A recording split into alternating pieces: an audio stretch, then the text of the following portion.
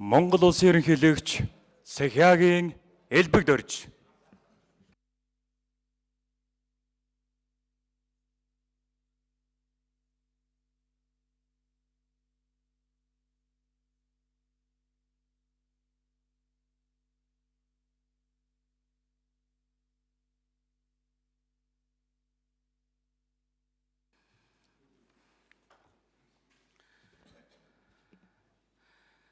Эрхэм хүндэт иргэд сонгогчдоо, улсын их хурлд шинээр сонгогдсон эрхэм гишүүдээ, хүндэт зочид, хатагтай ноёдоо, Монголын ард түмэн сонголтоо хийлээ.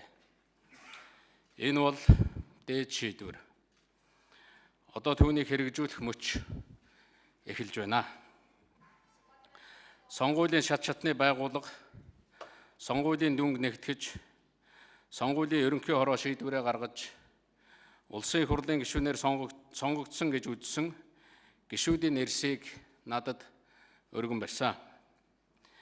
Сонгуулийн ерөнхий хорооноос өөрөөр шийдсэн гишүүний тухай мэдээлэл ирээгүй байна. Иймээс улсын их хурлын анх дугаар чуулган хуралдуулж, та бүхний бүрэн эрхийг хүлээн зөвшөөрөх төрийн ёслолыг эхлүүлэхэд бэлэн болж байна.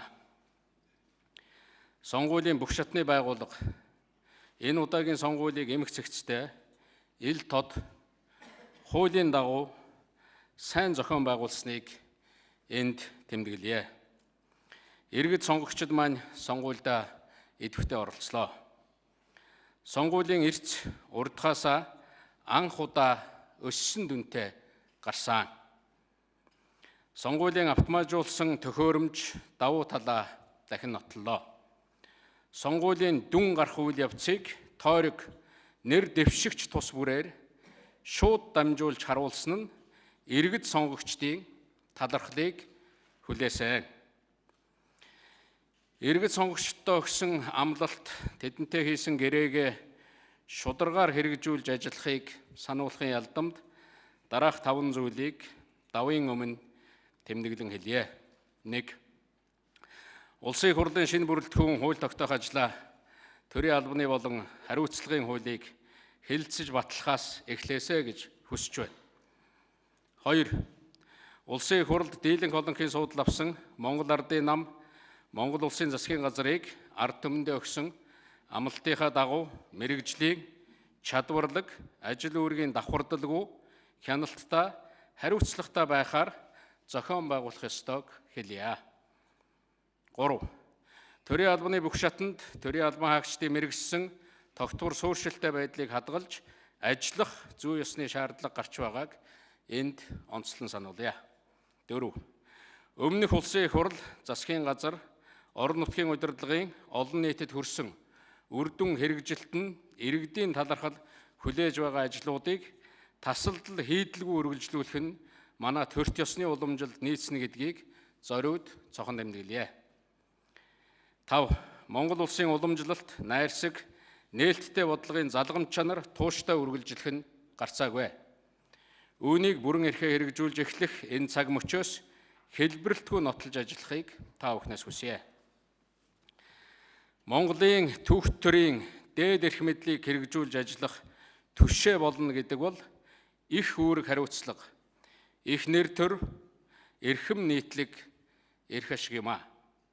Үүнд та бүхнийг тэнцэж ажиллана гэдэгт итгэлтэй байна. Дээр хэлсэн зарчмуудыг удирдлага болгон улсын их хурл сонгогдсон гишүүд та бүхний бүрэн эрхийг цаг алдалгүй хэрэгжүүлж эхлэх нь Монголын ард түмний хийсэн сонголтод нийцнэ гэж үзэж байна. Ийхүү Монгол улсын их хурлын 7 дахь удаагийн анх дугаар чуулган нээснийг мэдэгдэе.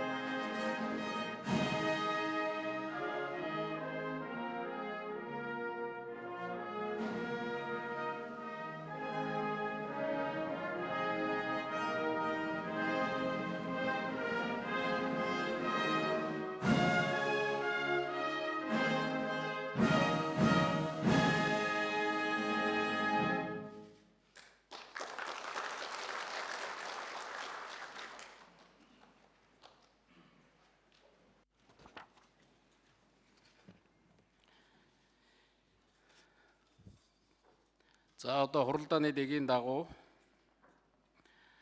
Монгол Улсын их хурлын 7 дахь удаагийн сонгуулийн дүн сонгогдсон гишүүдийн бүрэн эрхийг зөвшөөрөх тухай илтгэлийг сонгуулийн ерөнхий хорооны дарга Содном Цэрэн танилцуулнаа.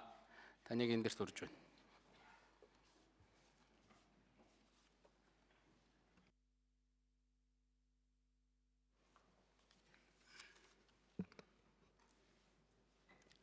Эрхэм мондод Монгол Улсын ерөнхийлөгчөө, эрхэм мондод иргэд сонгогчдоо, улсын их хурл шинээр сонгогдсон эрхэм гишүүдээ, хатагтай ноёдоо, Монгол Улсын сонгуулийн ерөнхий хороо, хууль заасан бүрэн эрхийнхээ хүрээнд Монгол Улсын их хурлын 2016 оны ээлж сонгуулийг 7 дахь удаага зохион байгуулж, сонгуулийн дөнгө 2016 оны 6 дугаар сарын 30-ны өдрийн хуралдаанаараа хэлэлцэж, Монгол Улсын ерөнхийлөгчд айлтхан нийтэд мэдээлсэн болно.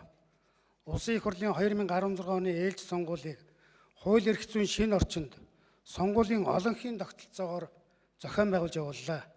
Энэ удаагийн сонгуулийг нутаг дэвсгэрийн хэмжээнд аймаг нийслэлийн 22 сонгуулийн хороо, сум дүүргийн 339 сонгуулийн хороо, 1998 санал ах байр, мэдээлэл технологийн 31 баг зохион байгуулж, тэдгээрт 20 гаруй мянган төрлийн жинхэнэ болон үйлчилгээний албан хаагч ажиллалаа. Улсын бүртгэлийн асуудал эрхэлсэн төрийн захиргааны байгууллага хуулиар хүлээсэн үүргийнхээ дагуу сонгогчдын нэрийн жагсаалтыг аймаг нийслэл сум дүүрэг баг хороо хэсэг тусвараар гаргаж захин хуудастай хуулийн хугацаанд байршуулан сонгогчдын нэрийн жагсаалтыг үйлдэх, шилжил төлөвлөгөөнийг бүртгэх, нягтлан шалгах, давхардлыг арилгах ажлыг зохион байгуулж нэгдсэн удирдлагаар ханган ажиллалаа. Сонгуулийн тухай хууль, сонгуулийн автоматжуулсан системийн тухай хууль, Улсын их хурлын 2016 оны 10 дугаар тогтоолд заасны дагуу Монгол Улсын их хурлын болон аймаг нийслэлийн иргэдийн төлөөлөгчдийн хурлын сонгуулийг автоматжуулсан системээр зохион байгуулж явууллаа. Сонгуулийн автоматжуулсан системийн тухай хуулийн дагуу тагнуулын ерөнхий газар, мэдээлэл технологи шуудан харилцаа холбооны газар, сонгуулийн ерөнхий хорооны дэргэдэх мэдээлэл технологийн төвийн хамтарсан ажлын хэсэг санал авах, тоолох төхөөрөмж, бүртгэлийн техник хэрэгсэл, програм хангамжийг шалган туршиж, баталгаажуулан гэрчилгээ олгосон болно. Монгол Улсын сонгуулийн ерөнхий хороо, сонгуулийн тухай хууль, сонгуулийн автоматжуулсан системийн тухай хуулийг хэрэгжүүлэх ажлын төлөвлөгөө гаргаж, сонгуулийн ажлын цаг хугацааны хуваарийг баталж, сонгуулийн хороодын семинарыг аймаг нийслэл сум дүүрэгт зохион байгуулсны зэрэгцээ, сонгуулийн байгууллагад ажиллах төрийн албан хаагчдын сургалтыг хийж гэрчилгээ олголоо.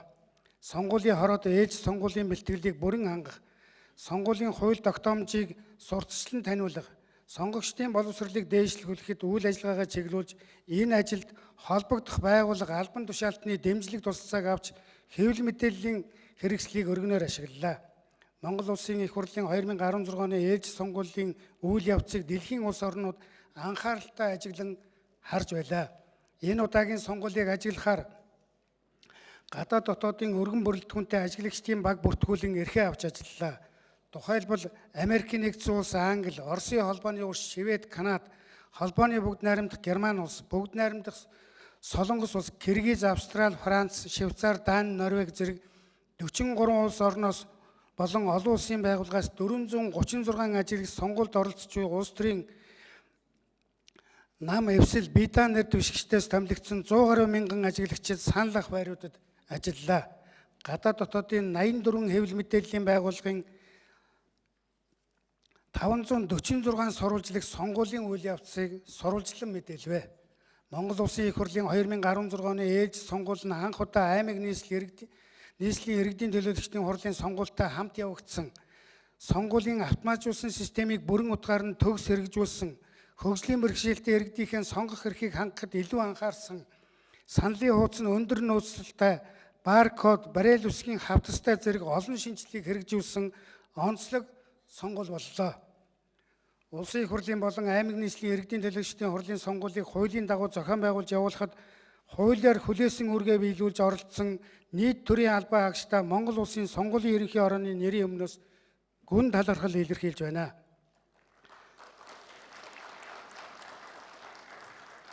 Монгол Улсын их хурлын болон аймаг нийслэлийн иргэдийн төлөөлөгчдийн хурлын 2016 оны ээлжид сонгуулийн бэлтгэлийг хангахад улсын их хурл, засгийн газар, бүх шатны иргэдийн төлөөлөгчдийн хурл, засаг даргын тамгын газар, улсын бүртгэл статистикийн ерөнхий газар, улсын дээд шүүх, шүүхийн шийдвэр гүйцэтгэх ерөнхий газар, татварын ерөнхий газар, Монголын үндэсний олон нийтийн радио, телевиз, төрийн ёслолын алба, төрийн тусгай хамгаалтын газар, цагдаагийн ерөнхий газар, тагнуулын ерөнхий газар, мэдээллийн технологи шуудан харилцаа холбооны газар, өрн телефоны компаниуд, Монгол шуудан төрийн өмчт хувьцаат компани, Монголын хөгжлийн бэрхшээлтэй иргэдийн эрхийг хамгаалах чиглэлээр үйл ажиллагаа явуулдаг байгууллагууд, Арэ Монголиа хязгаарлалтаар хариуцлагатай компани болон төр засгийн үйлчилгээний автоваз, засгийн газрын байр ашиглалтын нэгдсэн захиргаа, харилцаа холбооны зохицуулах хороо зэрэг төрийн болон төрийн бус байгууллагууд хууль заасан үүргээ биелүүлж, тусалцаа үзүүлж хамтран ажилласныг мөн талархан тэмдэглэж байна. Эрхэм хүндэт Монгол Улсын ерөнхийлөгчөө, эрхэм нөхдөө, Монгол Улсын их хурлын болон аймаг нийслэлийн иргэдийн төлөөлөгчдийн хурлын 2016 оны ээлжид сонгуульд Монгол Улсын сонгуулийн эрх бүхий 1,911,047 иргэн саналаа өгөхөөр нэрийн жагсаалтанд бүртгэгдсэнээс 1,406,123 буюу нийт сонгогчдын 73.58% нь сонгуульд оролцож саналаа өглөө. Сонгуулиас сонгуулийн хооронд байнга буурч байсан сонгогчдын эрс энэ удаад нэмэгдсэн дүн гарлаа. Монгол Улсын их хурлын 2016 оны ээлжид сонгуульд улс төрийн 12 нам 3 эвсэл оролцохоо илэрхийлж сонгуулийн ерөнхий ороонд бүртгүүлж батламж авсан болно. Улсын их хурлын сонгуульд нэр дэвшигчээр 498 хүн бүртгүүлж үнэмлэх авснаас 14% нь буюу 69 нь бие даан нэр дэвшигч, нийт нэр дэвшигчдийн 26% нь буюу 129 нь эмэгтэй нэр дэвшигчид байлаа. Монгол Улсын сонгуулийн ерөнхий ороо, сонгуулийн тухай хуулийн 133 дугаар зүйлийн 133-ийн 2 дахь хэсэг заасны дагуу Монгол Улсын их хурлын 2016 оны ээлжид сонгуулийн дүнг 2016 оны 6 дугаар сарын 30-ны өдрийн хуралдаанаараа хэлэлцэж, тойрогт нэр дэвшигчдээс хамгийн олон санал авсан 76 нэр дэвшигчийг улсын их хурлын гишүүнээр сонгогдсон тооцсон тогтоол гаргаж төр үнэмлэх олголоо. Үүнд 1-р тойрог Ган зоргийн Тэмүүлэн, 2-р тойрог Яндам Пэрнлэн Баатар Бэлэг, 3-р тойрог Жамингийн Мөнхбат, 4-р тойрог Гомбожаан Салтан, 5-р тойрог Хавд Исламын Бадил хаан, 6-р тойрог Дахин Мурат, 7-р тойрог Гомжвын Зандан Шатар, 8-р тойрог Магуны Бэлэгт, 9-р тойрог Лавгагийн Элдв Очир, 10-р тойрог Жадамбын Бат Эрдэнэ, 11-р тойрог Шатарвалын Арднаас эд, 12-р тойрог Гомпилдогийн Мөнх Цэцэг, 13-р тойрог Борхуугийн Дэлгэр сайхан, 14-р тойрог Хаянгагийн Болор Чулуун, 15-р тойрог Нэм Тайшрын Номтой Баяр, 16-р тойрог Батсүхийн Наранхуу, 17-р тойрог Ядам Сүрэнгийн Санж Мэтв, 18-р тойрог Загдхүүгийн Наран Туяа, 19-р тойрог Янгуугийн Содбаатар, 20-р тойрог Дуламдоржийн Тогтох Сүрэн, 21-р тойрог Содмын Чин Зориг, 22-р тойрог Намсрын Амар Заяа, 23-р тойрог Ловсангийн Инх Болд, 24-р тойрог Чөлбөмбөгийн Улаан, 25-р тойрог Наван Юндангийн Оюун Дор, 26-р тойрог Жаргал Тулгын Эрдэнэбат, 27-р тойрог Дондог Доржийн Эрдэнэбат, 28-р тойрог Мие Гомбын Инх Болд, 29-р тойрог Афган Самдангийн Сүхбат, 30-р тойрог Нямаагийн Инх Болд, 31-р тойрог Бат Тогтохын Чойжил Сүрэн, 32-р тойрог Намсрын Цэрэнбат, 33-р тойрог Чимэдийн Хүрлбаатар, 34-р тойрог Бүх Чулууны Пөрөвдорж, 35-р тойрог Сандгийн Бямцогт, 36-р тойрог Отгоогийн Батнасан, 37-р тойрог Лавгийн Мөнхбаатар, 38-р тойрог Цэрэн Пэлийн Даваасран, 39-р тойрог Ловсон Цэрэнгийн Инх Амгалан, 40-р тойрог Бадман Имбуугийн Бат Эрдэнэ, 41-р тойрог Ловсон Намсрын Оюун Эрдэнэ, 42-р тойрог Дорж Дугрын Ган Тулга, 43-р тойрог Баагагийн Ган Төмөр, Бат Төмөр, 44-р тойрог Болдын Жавхлан, 45-р тойрог Дамдны Хаян Хэрва, 46-р тойрог Отхон Бэлгийн Сод Бэлэг, 47-р тойрог Октябрийн Баасан Хүү, 48-р тойрог Дорж Дамбын Дам Бочир, 49-р тойрог Дулам Сүрэнгийн Оюун Хорл, 50-р тойрог Жадамбын Инх Баяр, 51-р тойрог Батсүхийн Саран Чимэг, 52 дугаар тойрог Батжаргалын Батзориг, 53 дугаар тойрог Жалб сүрэнгийн Батзандан, 54 дугаар тойрог Самнадын Жавхлан, 55 дугаар тойрог Даваа Жансангийн Саран гэрэл, 56 дугаар тойрог Цэндийн Нямдорж, 57 дугаар тойрог Лувсан Андангийн Болд, 58 дугаар тойрог Бям сүрэнгийн Энх хамглан, 59 дугаар тойрог Дамдны Цогтбаатар, 60 дугаар тойрог Цэндийн Мөнх оргил, 61 дугаар тойрог Сүхбаатарын Батболд, 62 дугаар тойрог Цэдэн балын Цогцолмаа, 63 дугаар тойрог Төмөрбаатарын Аюур сайхан, 64 дугаар тойрог Мөнхөөгийн Оюун чимэг, 65 дугаар тойрог Үлзий сайхны Энх төвшин, 66 дугаар тойрог Даваагийн Гамболд, 67 дугаар тойрог Авгаан Лувсангийн Ундраа, 68 дугаар тойрог Жамблын Ганбаатар, 69 дугаар тойрог Содном зумдын Эрдэнэ, 70 дугаар тойрог Данзангийн Лүндэ Жандсан, 71 дугаар тойрог Цэдэнгийн Гарамжав, 72 дугаар тойрог Нэм осрын Учрал, 73 дугаар тойрог Долгор сүрэнгийн Сумья базар, 74 дугаар тойрог Дэндвийн Тэрвиш дав, 75 дугаар тойрог Батбаярын Ундрмаа, 76 дугаар тойрог Хишгэгийн Нямбаатар нар хамгийн олон санал авч улсын их хурлын гишүүнээр сонгогдлоо. Улсын их хурлын гишүүнээр Монгол Ардын намаас 65, Арчилсан намаас 9, Монгол Ардын хувьсгалт намаас 1, Биедаан нэр дэвшигч 1 хүн тус сонгогдлоо. Улсын их хурлд сонгогдсон гишүүдийн 13% нь буюу 17.1% нь эмэгтэйчүүд байна. Шинээр сонгогдсон улсын их хурлын гишүүдийн 21 нь эрх зүйч, 25 нь эдийн засагч, 11 нь инженер, 1 нь агрономч, 18 нь урлаг, спорт, улс төр нийгмийн ухааны мэргэжлийн хүмүүс байна. Монгол Улсын их хурлын 2016 оны ээлжид сонгуул нь Монгол Улсын үндсэн хууль, сонгуулийн тухай хууль болон бусад хууль тогтоомжинд бүрэн нийцэж, хуулийн дагуу хүчин төгөлдөр болсон тул Улсын их хурлын гишүүнээр сонгогдож төр үнэлэх авсан 76 гишүүний тангаргийг өргүүлж бүрэн эрхийг нь хүлээн зөвшөөрөх нь зүйтэй гэж Монгол Улсын сонгуулийн ерөнхиөрөө үзэж байна. Төрийн нуруу төвшин түмэн олон амгалан байж сайн үйлс бүхэн дэлгэрэх болтугай. Анхаарал тавьсанд баярлалаа.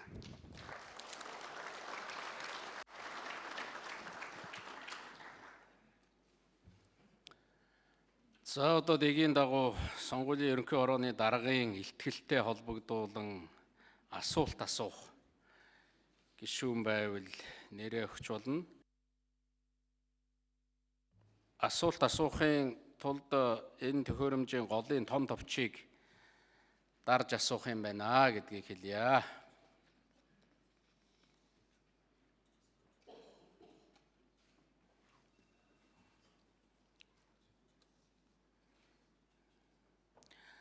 За ингээд энэ гишүүдээр асуулт асуух гишүүдийн нэрсийг тасаллаа. За дарааллын дагуу Баасан хөвшин. За баярлалаа.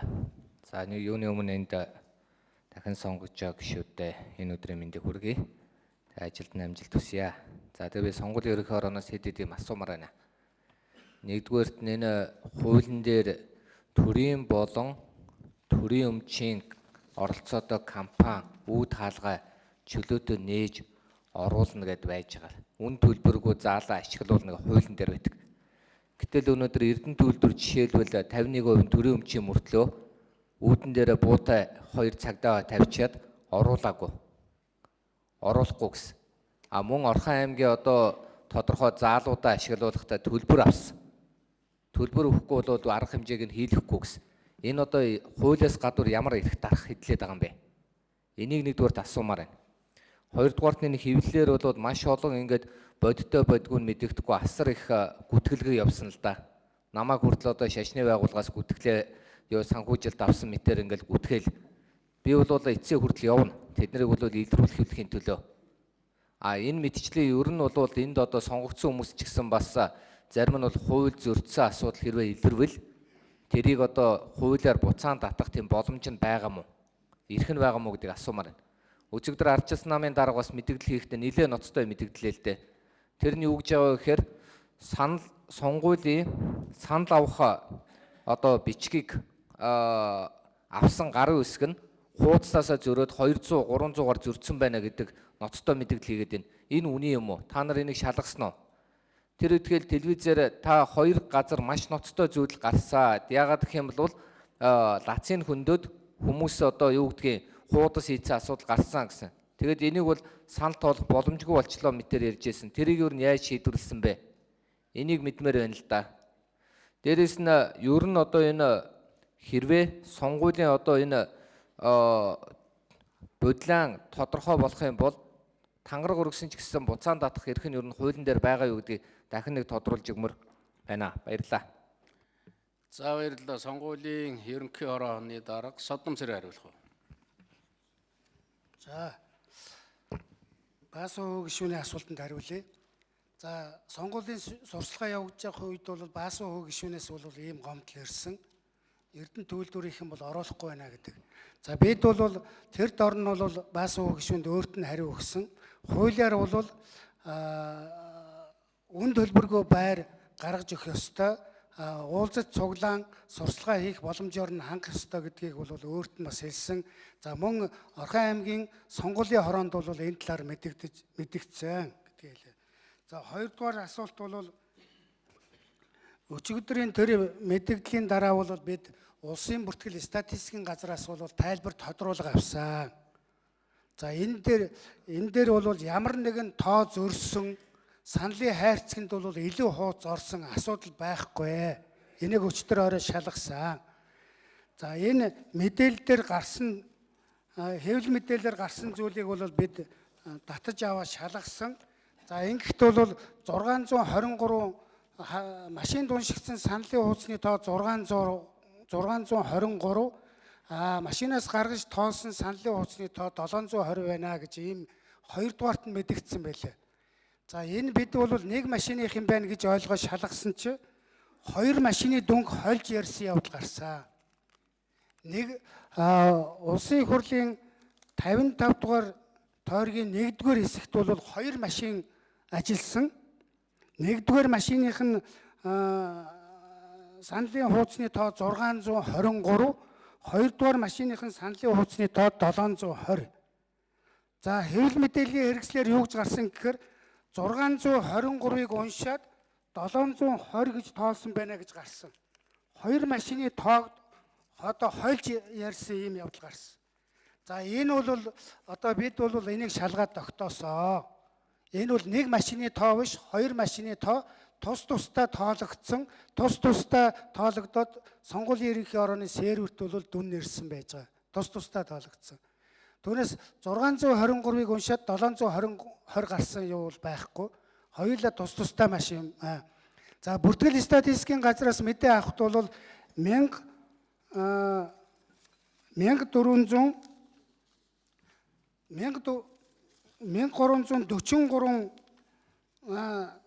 сонгогч бүртгэгдсэн байна 1-р хэсэг дээр. Сонгуулийн ерөнхий хорооны төв серверт ирсэн саналын мэдээ бол 1343 гаргаад хэлдэг. 1343 гэсэн ийм дүн ирсэн байгаа. Энэ хоёр тоо бол зөрөөгүй гэдгийг бол та бүхэнд хариуцлагатайгаар мэдгэж байна. Тэ. 1343 сонгогч улсын бүртгэлийн ажилтны юунд бол бүртгэгдсэн тайланд сонгуулийн ерөнхий хорооны төв серверт 1343 сонгогчийн санал тоологдсон байна. Нэг саналаар зөрөөгүй гэдгийг энэ дээрээс хариуцлагатай мэдгэж. 3-р асуулт нь за хоёр газар ноцтой зөрчил гарсан уу гарсан. Би энийг бол сонгуулийн үеэр мэдгдсэн. Санал авах машины хайрцгийн лацыг хөндөж машинд уншуулахгүйгээр нэг саналын хоёр газар ижил тохиолдол гарсан. За энэ арга юуг бол бид дор нь таслан зогсоосоо. Тэр дор нь бол манай дээр ажиллаж байгаа тагнуулын ажлын хэсэг очиж тэр дор нь таслан зогсоогоод тэгээд тэр хайрцагт байгаа саналын хуудсыг бүгдийг дахиж уншуулсан. За ингээд бол энэ саналын машиныг бодлуулах гэсэн оролдлого. За дахиж асууж өгье. Тэр асуултаа нэмээд гүйцээе. За ер нь бол энэ автоматжуулсан систем бол их хардлага, их дарамт шахалтын дундуур явж иж ийм үр дүнд хүрж байна гэдгийг манай гишүүд бас ойлгох хэрэгтэй. Анхнаасаа л хардал, сэрдэл, дарамт, шахалт тэгээд одоо энэ бодлиантуулах гэсэн ийм оролдлогууд бол гарсан.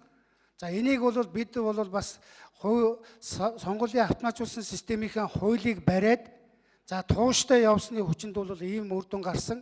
За явцын дунд бол бас ийм оролдлогууд бас хийсэн. За тэр нь бол бүтлгүүцсэн гэдгийг бас та бүхэнд хэлье. Болсон уу асуулт? Хариулт болсон уу? За болдог шүү. За баярлалаа. Өнөөдөр улсын хурлын гишүүнээр сонгогдсон одоо нийт гишүүдтэй баяр хүргэе. За тэгээд энэ сонгуультай холбоотой гадуур нэлээд маргаан байгаа. Тэгээд өнөөдөр одоо бүр ихээр зөвшөөрж байгаа энэ цаг мөчид бол сонгуулийн ерөнхий орноос нэгдмэл ойлголттой тодорхой хариулт өгөх нь олон нийтэд зөв ойлголт төрөхөд бол маш хэрэгтэй байх гэж бодож байна л да. Ер нь бол 2012 оны сонгуулийн хууль, за энэ сонгуулийг анх удаага автоматжуулсан системээр явуулах энэ шийдвэрийг улсын хурл гаргаж ирсэн, та бид гаргаж ирсэн. Тэгээд энэ бол өөрөө их үн цэнтэй болсон шийдвэр л дээ. Яг л 2008 оны сонгуул булхаатай лууртай болж ард түмэн босож, намын байр шатаж, 5 хүний амь ирсэж ингэж одоо монголчууд бид ер нь одоо сонгуулаа зөв хийдэг болёо гэдэг ийм хүн цэнийг төлсөн.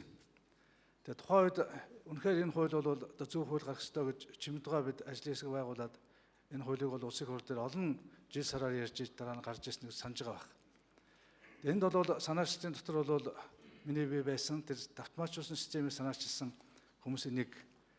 Гэтэ энэ хооронд бол одоо маш их одоо энэ автоматжуулсан систем одоо хар машин гэд нэр өгөөд өнгөөр нь одоо ялгуурлаад ингээд маш том улс төр их явсан л да. Тэгээ энэ талаар сонгуулийн ерөнхий ороо одоо бодиттой тайлбар өгчмөр байгаа. Үнэхээр энэ автоматжуулсан систем одоо хуулийн хурлаас гарч энэ машинуудыг хаанаас хэн оруулж ирсэн бэ? Энэ машин өнөөдөр Монголын хяналтанд байна уу, гадны хяналтанд байна уу? Энэ машины дүн тоод итгэж болж ийн үгүй гэдэг дээр бол маш тодорхой хариу өгмөр байна. Тэгэхгүй бол энийг тойрсон энэ улс төржилт бол одоо үнэхээр их замбраага алдсан.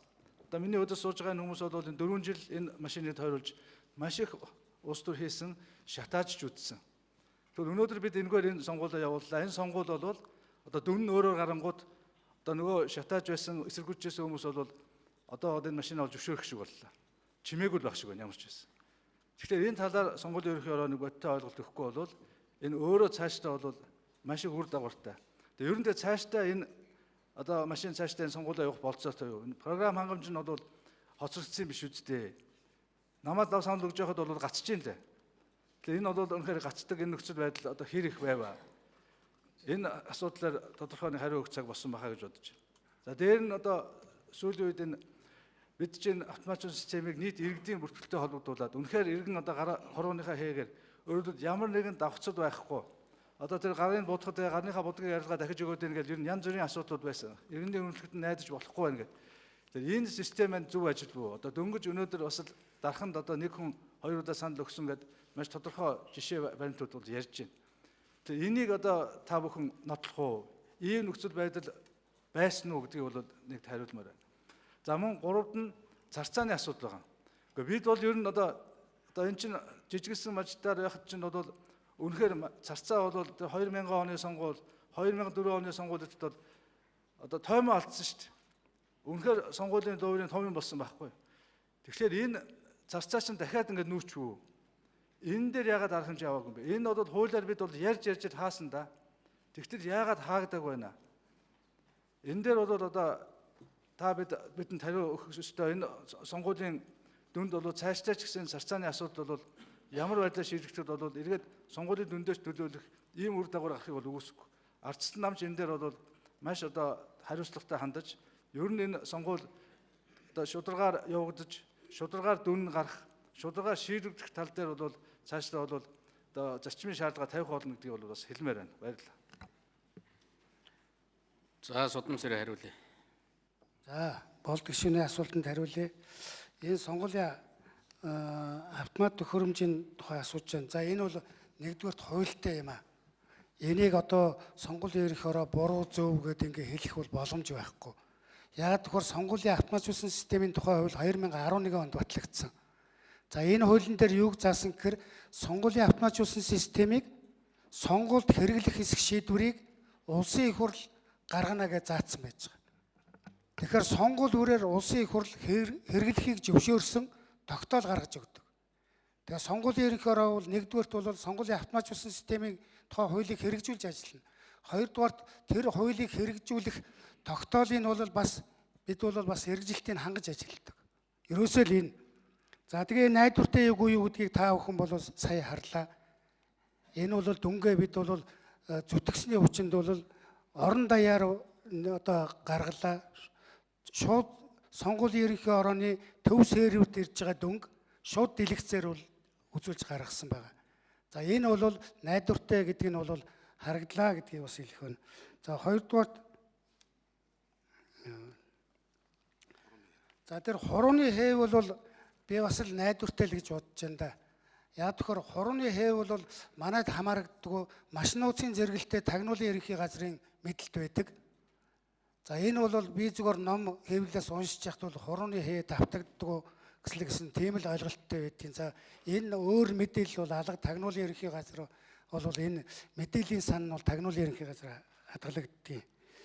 За тэр шилжилт хөдөлгөөн бол ер нь бол манай гишүүд сайн мэдж байгаа. Өмнөх сонгуулиар ч гэсэн энэ жижиг тойрог дээр л гардаг шүү дээ.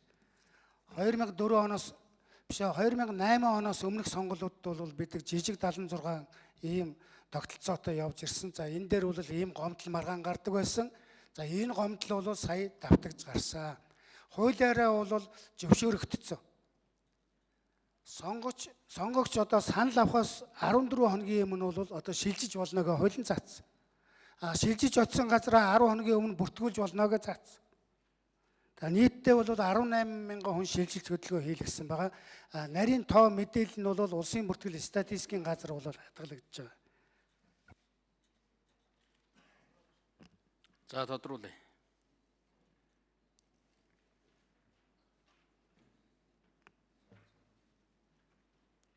Нэг асуултыг бас дутуу хариулаад байна л да. Одоо энэ автомат машин чинь одоо хаанаас хин ямар журмаар орж ирсэн юм байна? Та нар одоо энэ машинд чинь цаашаа итгэж болох юм уу? Одоо эсвэл машинаас солих цаг болсон юм уу?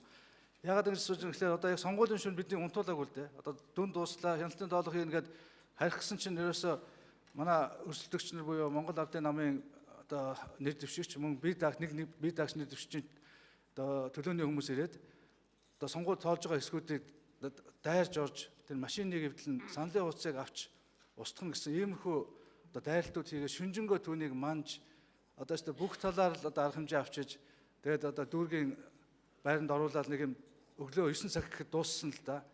Тэгэхээр энэ машины чинь нэг юу хийх гээд хийж чадахгүй болчоод одоо тэрнийг устгах гээд байгаа юм уу? Эсвэл одоо дутуу хийцэн гээд устгах гээд байгаа юм. Би тэрийг ерөөсөө ойлгоогүй. Яагаад шүнжэнгөө бидний унтуулаагүй? Ерөөсөө тэнд ингээд баахан хүмүүс авчраад дайраад ирсэн. Хариулъя.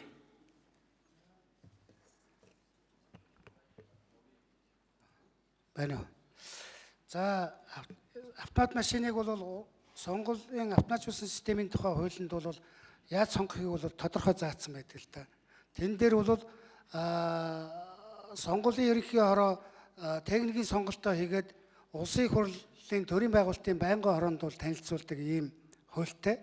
За энэ дагууга 2011 онд бол бид нар техникийн сонголтыг хийгээд улсын их хурлын төрийн байгуулалтын байнгын хороонд бол танилцуулж энэ машиныг бол сонгосон байгаа. За энэ сонгохдоо бол бас төвөггүй замыг туулсан. Эхлээд сонгуулийн ерөнхий хороо солонгосын автоматжуулсан системийн техник тоног төхөөрөмжийг сонгосон. За төрийн байгуулалтын байнгын хорон дээр тэр үедээ бол буцаагдсан, шүүмжлүүлээд за энийг болохгүй гэд. Тэгээд дараад нь бол ерөөсөө үлдсэн энэ манай санал болгосноос Америкийн машин байсан. Энийг тэгээд буцааж дахиж танилцуулж ээж энийг сонгосон байна. За тэр үүр зайдал яадаг ч юм бол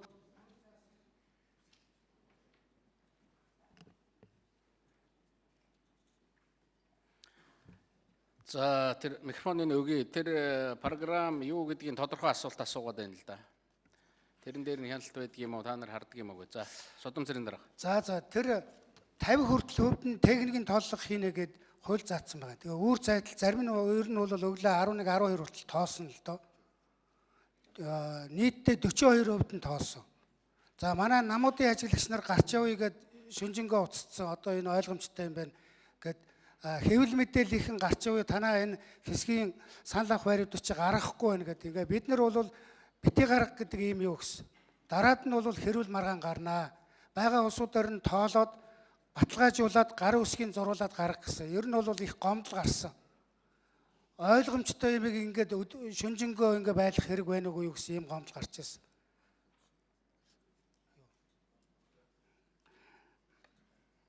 За программын хувьд бол ер нь бол саналын хуусны программыг манай инженерүүд өөрснөө сонгуулийнхаа тогтолцоонд тохируулаад өөрснөө хийдэг болцсон.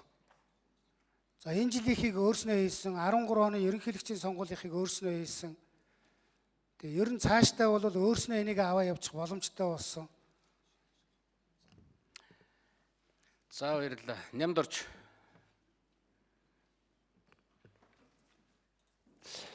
За та бүхний амгалан айлтгаж байна. Засаглах онцгой бүр эрхээ хэрэгжүүлсэн ард түмэндээ баярлалаа. Бас намайг сонгосон хан улс төрийн 56 дугаар тохиоргийн сонгогчдод талархал илэрхийлж байна. 2004 оны сонгуулиас хойш бүтэн 12 жилийн дараа анх удаа харьцангуй тайван сонгуул болж байна. 4 онд маргаантай байсан, 8 онд маргаантай байсан, 12 онд маргаантай байсан. Энэ удаад ард түмэн нэг талдаа гарч хаан шийдвэрээ гаргасан гэдгийг бас би тэмдэглэж байна. 3 дугаарт энэ сонгуулийн ажлыг хуучин эрх баригчдын үед томилогдсон хүмүүс зохион байгуулсан учраас маргаан гарахгүй байлгүй л гэж бодож шít. Сонгуулийн ерөнхий хорооны хамт олонд баярлалаа. Бүх шатны сонгуулийн хороонд ажилласан бүх хүмүүст баярлалаа гэдгийг 3 дугаарт хэлэх гэсэн. 4 дугаарт дээр ард түмэнтэй дэрэгдээ сөрөг хүчинтэй гэдгээл аль ч үеийн эрх баригчдад мартах ёсгүй юм да. Би энийг битгий мартаараа гэж 65 суудал авсан намынхаа нөхдөд зориуд энэ өдөр анхааруулж хэлж алдаагүй ажиллаараа, дураараа битгий авирлаараа, хууль битгий зөрчөөрөө. Энэ бол Монгол төр орчин тогтох үндэс юм шүү гэдгийг бас нэг хэлье гэж бодож байна. Сөрөг хүчин бусад гишүүдийн хэлсэн энэ улсад хэрэгтэй санал байвал цөөнх ганц гэж ялгалгүй авч үзэж анхааралтай судалж шийдвэр гаргахдаа харгалзах ухаан биднээс гарах байхаа гэж би бодож сум. Тэгээ ганцхан зүйл би асуух гэсэн сонгуулийн хорооноос энэ сая 11 онд батлагдсан сонгуулийн хуульд өөрчлөлт оруулах шаардлага та бүхний ажлаас харагдсан уу? Хэрвээ тийм шаардлага байна гэж үзэж байгаа болвол саналаа яаралтай хуралд оруулж ирэх үү? Ийм ганц асуулт тавих гэсэн. Баярлалаа та бүхэнд. За хариулъя. За нэмдэрж гишүүний асуултанд хариулъя. За энэ сонгуулийн тухай хуульд бол өөрчлөлт оруулах зайлшгүй шаардлагатай гэж сонгуулийн ерөнхий хороо үзэж байгаа. За энэ хэдийгээр шинэ хууль эрх зүйн орчинд шинэ тогтолцоогоор сая сонгуул зохион байгуулсан боловч за энд бол алдаа дутагдaltaй, хүндрэл бэрхшээлтэй ийм ойлгомжгүй зүйл заалтууд бол энэ хуулинд их байна. Тийм учраас бол сонгуулийн ерөнхий хороо энэ намартаа багтаагаад улсын хурлын сонгуулийн тухай хуулийг тусад нь гарах шаардлагатай гэж үзэж байгаа учраас тусад нь энэ саналаа бэлдэж улсын хурлд хөргүүлнэ. Эрдэнэ. За баярлалаа. Өнөөдөр олонголсон Монгол Ардын нам түүний 65 гишүүн өнөөдөр сэргүүчний байр суурин дээр ирж байгаа Арс намын 9 гишүүн би дааж нэр дэвшиж гарсан гишүүндээ бүгдээрэнд нь энэ өдрийн мэндийг хүргэж баяр хүргэе. За миний хувьд бол өнөөдөр бас энэ хүнд цаг үед энэ хүнд сонголтын донд надад ихтгэл үзүүлж энэ хүнд нөхцөлд намайг одоо үлэмлэхүү олонхоор дэмжиж сонгосон Баянголчуудаа юуны өмнө барьснаа илэрхийлье. Цаашдаач би Монгол төрийн төлөө цөөнгөч байна, олонгоч байна, өөрийнхөө хүч олцоогд ажиллаж ажиллана.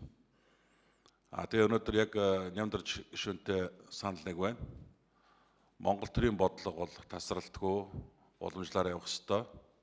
Өнөөдөр хэд олонготой ирдэж Монгол төрийн бодлогыг гуйлж, хэд олонготой ирдэж төрийн албыг бужигнуулах байхаа гэж найдаж байна. Та бүгдийн амлалтан доторч байгаа. Монгол төрийн алба бол тасралтгүй үргэлжлэх ёстой. Монгол төрийн албан хаагчид бол доктортой байх ёстой. Өнөөдрөөс эхлээд тэр сонгуулийн өмнө явж исэн одоо янз бүрийн мэдээллийг бодвол хуулийн байгууллага шалга тогтоох байх. Тэнд дурдсанчлан жишээ нь одоо Монгол төрийн албыг наймаалцах, үнэлэх, тэрүүгээр одоо цаашдаа ашигонжоо олох ийм байдлаар би ажиллах байхаа гэж найдаж байна. Өнөөдөр Монгол төрд ажиллаж байгаа олон мянган иргэд байгаа. Бүгдээрээ Монгол улсын иргэд. Аль нэг намын одоо харьяал, аль нэг намын гишүүн байснараа тэд нар хэн нэгэн хүн хэлмэгдэхсгүй. Тийм учраас өнөөдөр олонх маань засаг төрөө байгуулахдаа тэр улс төрийн албан тушаалуудаар томилоороо тангар өгсөн төрийн албаагчдаар битгий оролдоороо л гэж нэн тэрүүн захимаар байна. За сонгуулийн ерөнхий орооноос нэг зүйлийг асуумаар байна. Энэ маргаантай олон асуудлуудыг ер нь цаашдаа яах юм бэ? Ингээд тангар өргүүлээд бүх юм дуусчих юм уу? Солонцорн дарга. Бошуугын ялнаас салъя гэсэн бодолтой хандаад байх шиг харагдаж байна. Нэг нүгүүлэхэд. Дэндүү хурдан байна. Дэндүү одоо юу гэдгийг бошуугын энэ хил ам нэгэнт хэд олон голцсон өндөр намд нь бошуугын эрхийн нөгөө салъя гэдэг ийм бодол тайлбархад байх шиг харагдаад байна юм. Монгол төрийн сонгуулийг үнэн шударгаар явуулах үүрэг нь таны үүргээ. Та өнөөдөр энэ үүргээ биелүүлж чадсан уу? Би танаас энийг асуумаар. Энэ удаа дараа гарсан зөрчлүүдийг та юу гэж үзэж байна? Таны тайлбараас бол ойлгомжтой байна л да. Та бол энэ асуудлыг шалгахгүй юм байна. Өнөөдөр хэд олон голсон хүчинд та бол өгдөөгүй захирагдах юм байна. Ингэж л харж байна. Тийм учраас таныг одоо миний асуултанд шударга хариулах байхаа гэж бодож байна. Монгол түмэн харж байгаа шүү. Тэгээ өнөөдөр энэ цаашдаа зөвхөн энэ удаагийн сонгуулиар дуусахгүй. Олон сонгуул явагдана. Олон одоо үйл явдлууд өрнөө. Монголын төр доктортой байх ёстой. Монголын төр залгам чанараа хадгалдаг байх ёстой. Өнөөдөр Арс намын бий болгосон хийсэн бүтээн байгуулалтыг зогсоохгүй байхаа гэж би олонгод найдаж байна. Өнөөдөр таны амлсан амлалтан дотор олон зүйл байгаа. Тэрийг 100%, 200%, 300% биелүүлэх байхаа гэж найдаж байна. Ингээд та бүхэнд амжилт хүсье. Баярлалаа. Хариулъя.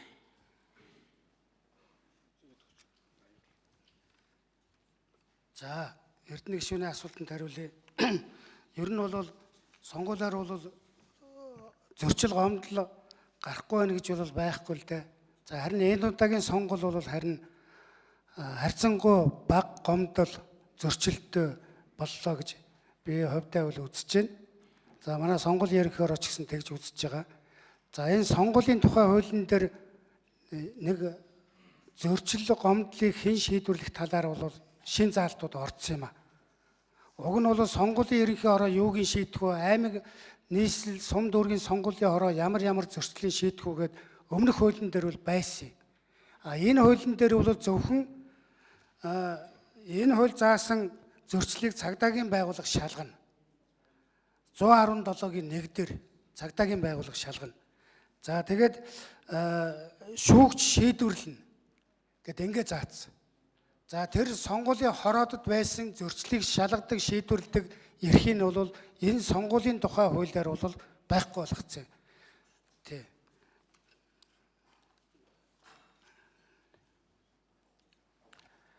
Болсон уу? За дараа нь Батцандан. За шинэ улсын хурлын тангар өргөх ёслол эхэлж байна. Улсын хурл шинэ бүрэлдэхүүнээрээ байгуулагдаж байна. Нийт сонгогчдод сонгогдсон нийт гишүүдтэй бас баяр хүргье.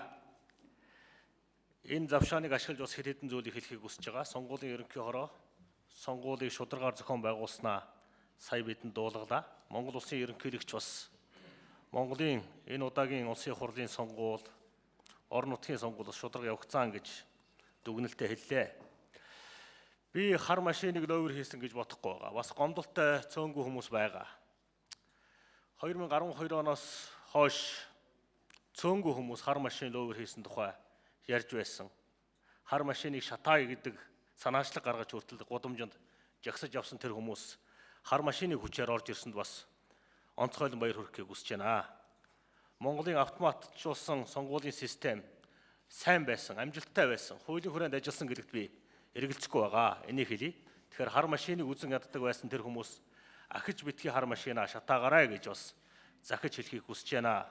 Бид хөгжил дэвшил рүү явах ёстой. Технологийн дэвшлийг Монгол улсын хөгжлийн төлөө шударга ёсыг тогтоохын төлөө ашиглах ёстой гэдгийг дахин хэлье. Сонгуультай холбоотойгоор хэд хэдэн маргаан байгаа. Шүүхийн шийдвэрээр тогтоогдсон маргаан байгаа. Энэ дээр сонгуулийн ерөнхий хороо онцгой анхаарлаа хандуулаарай. Хэд хэдэн тойрог дээр нэг хүн олон удаа санал өгсөн гомдол ирж байгаа. Энийг шалгаж шийдвэрлээрэй. Бид сонгуулийг шударгаар хийж, ардчилсан Монгол улсын ардчлалын замаар сонгож, ардчилсан төрөө зарчмын хүрээнд, хуулийн хүрээнд байгуулах нь зүүн хэрэгэ.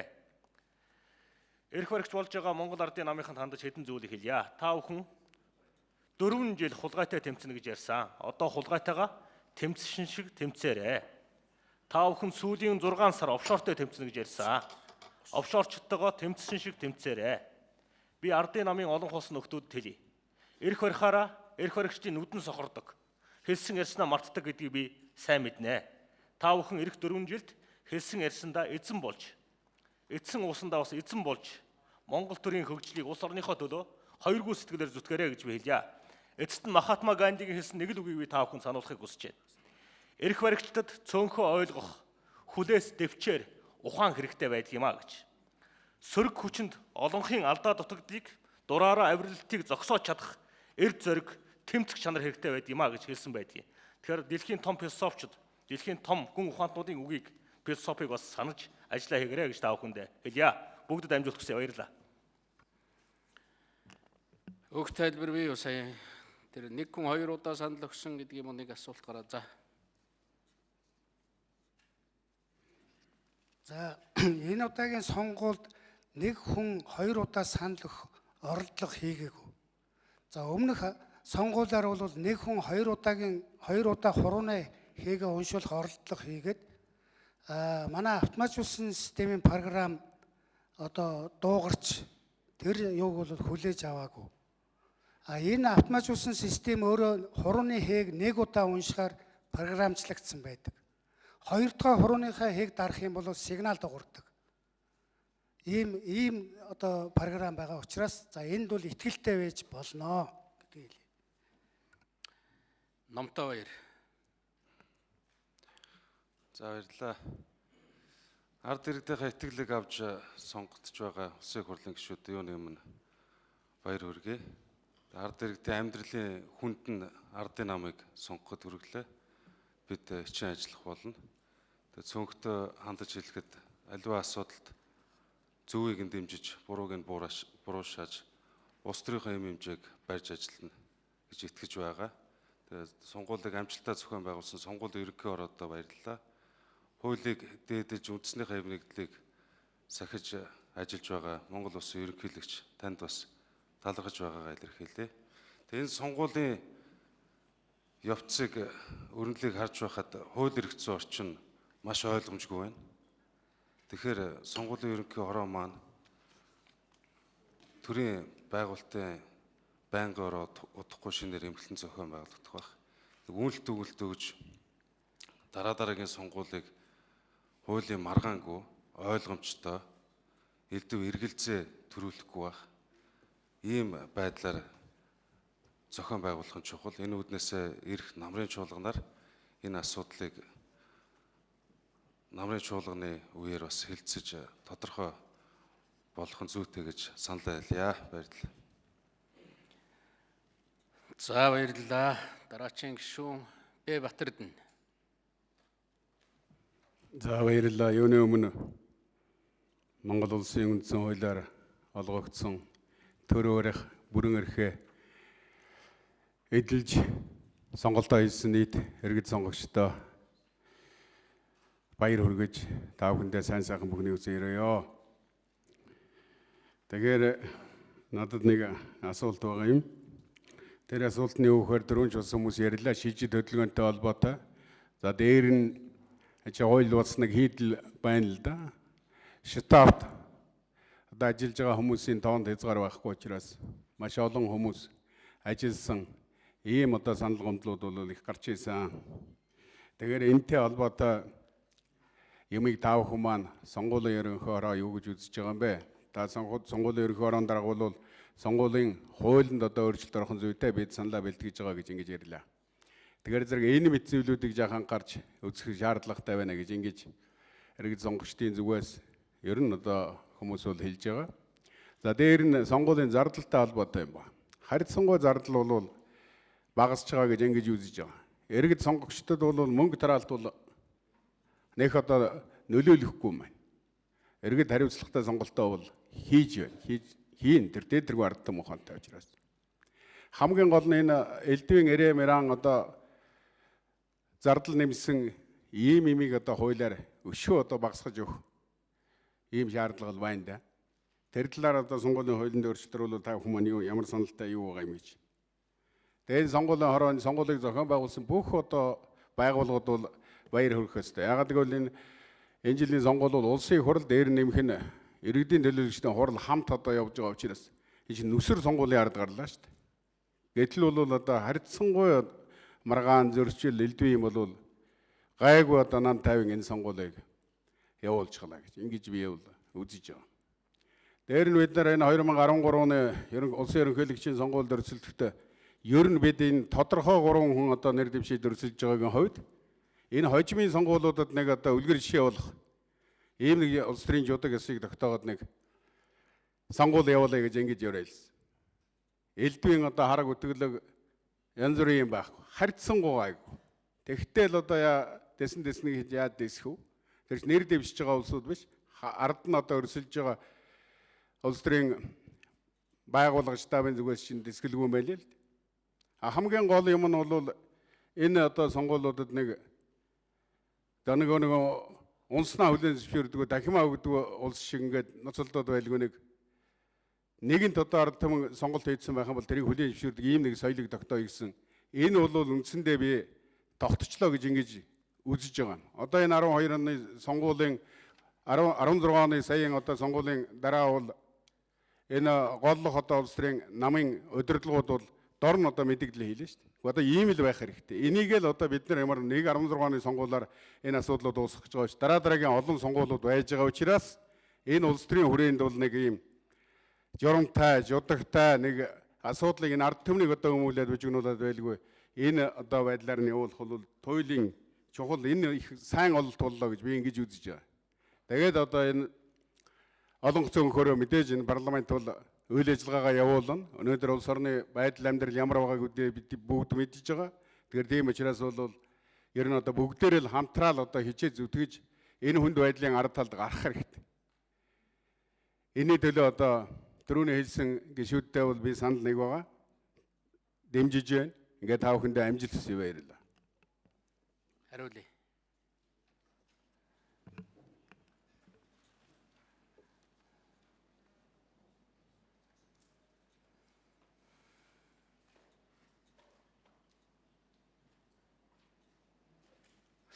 За Батэрдэн гишүүний асуултанд хариулъя. Ер нь тэр шилжилт хөдөлгөөнийг бол бид хуулиндаа өөрчлөлт оруулж ижил энийг хязгаарлана л да. Өмнөх хуулиар бол 30 хоног байсан. 30 хоногийн дотор бол шилжилт хөдөлгөөн хийж болдог байсан. Энэ хуулиар бол одоо 14 бүр 10 болцсон. 3 дахин хугацааг ингээд санал авах хөдөлгөөгөө ойртуулсан. Тийм учраас бол энэ хуулиндаа өөрчлөлт оруулаад шилжилт хөдөлгөөнийг бөөнөр нь хийдэг явдлыг бол хязгаарлаж болно гэж ингэж үзэж байгаа сонгуулийн ерөнхиөрөө. Хоёрдугаарт бол энэ сонгуулийн нэгдсэн хуультай байгаа.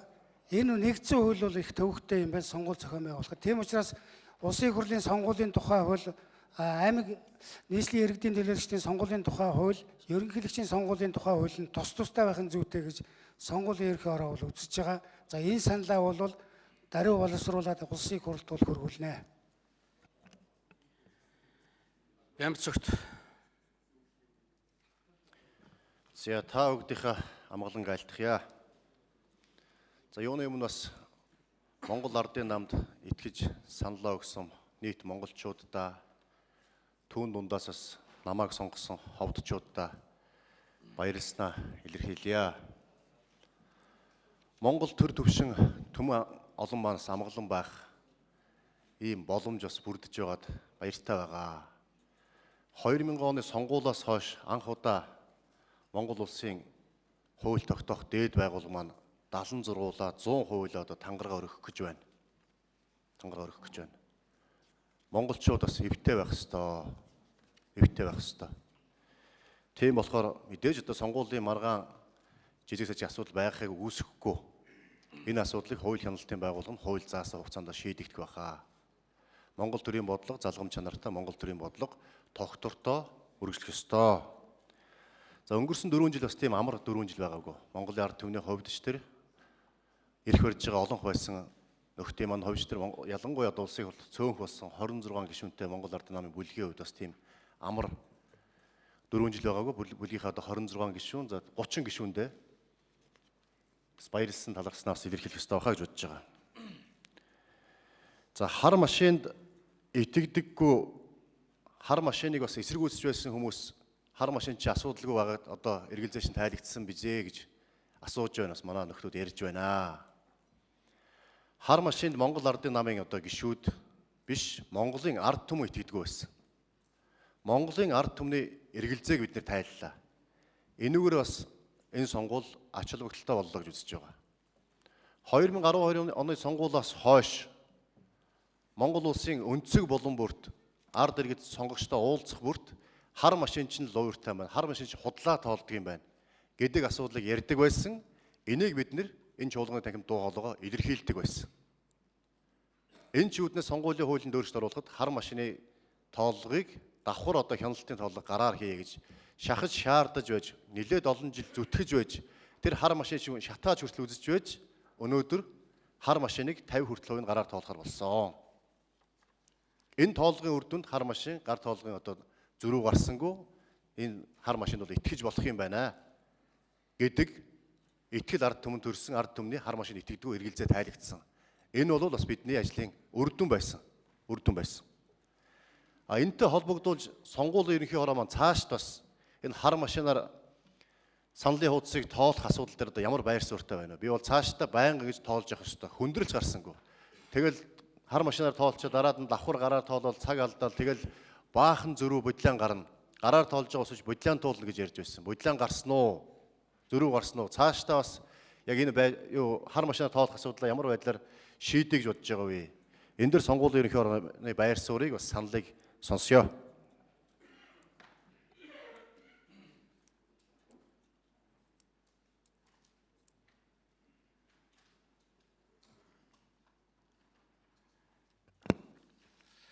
За Бямцогт гишүүний асуултанд хариулъя.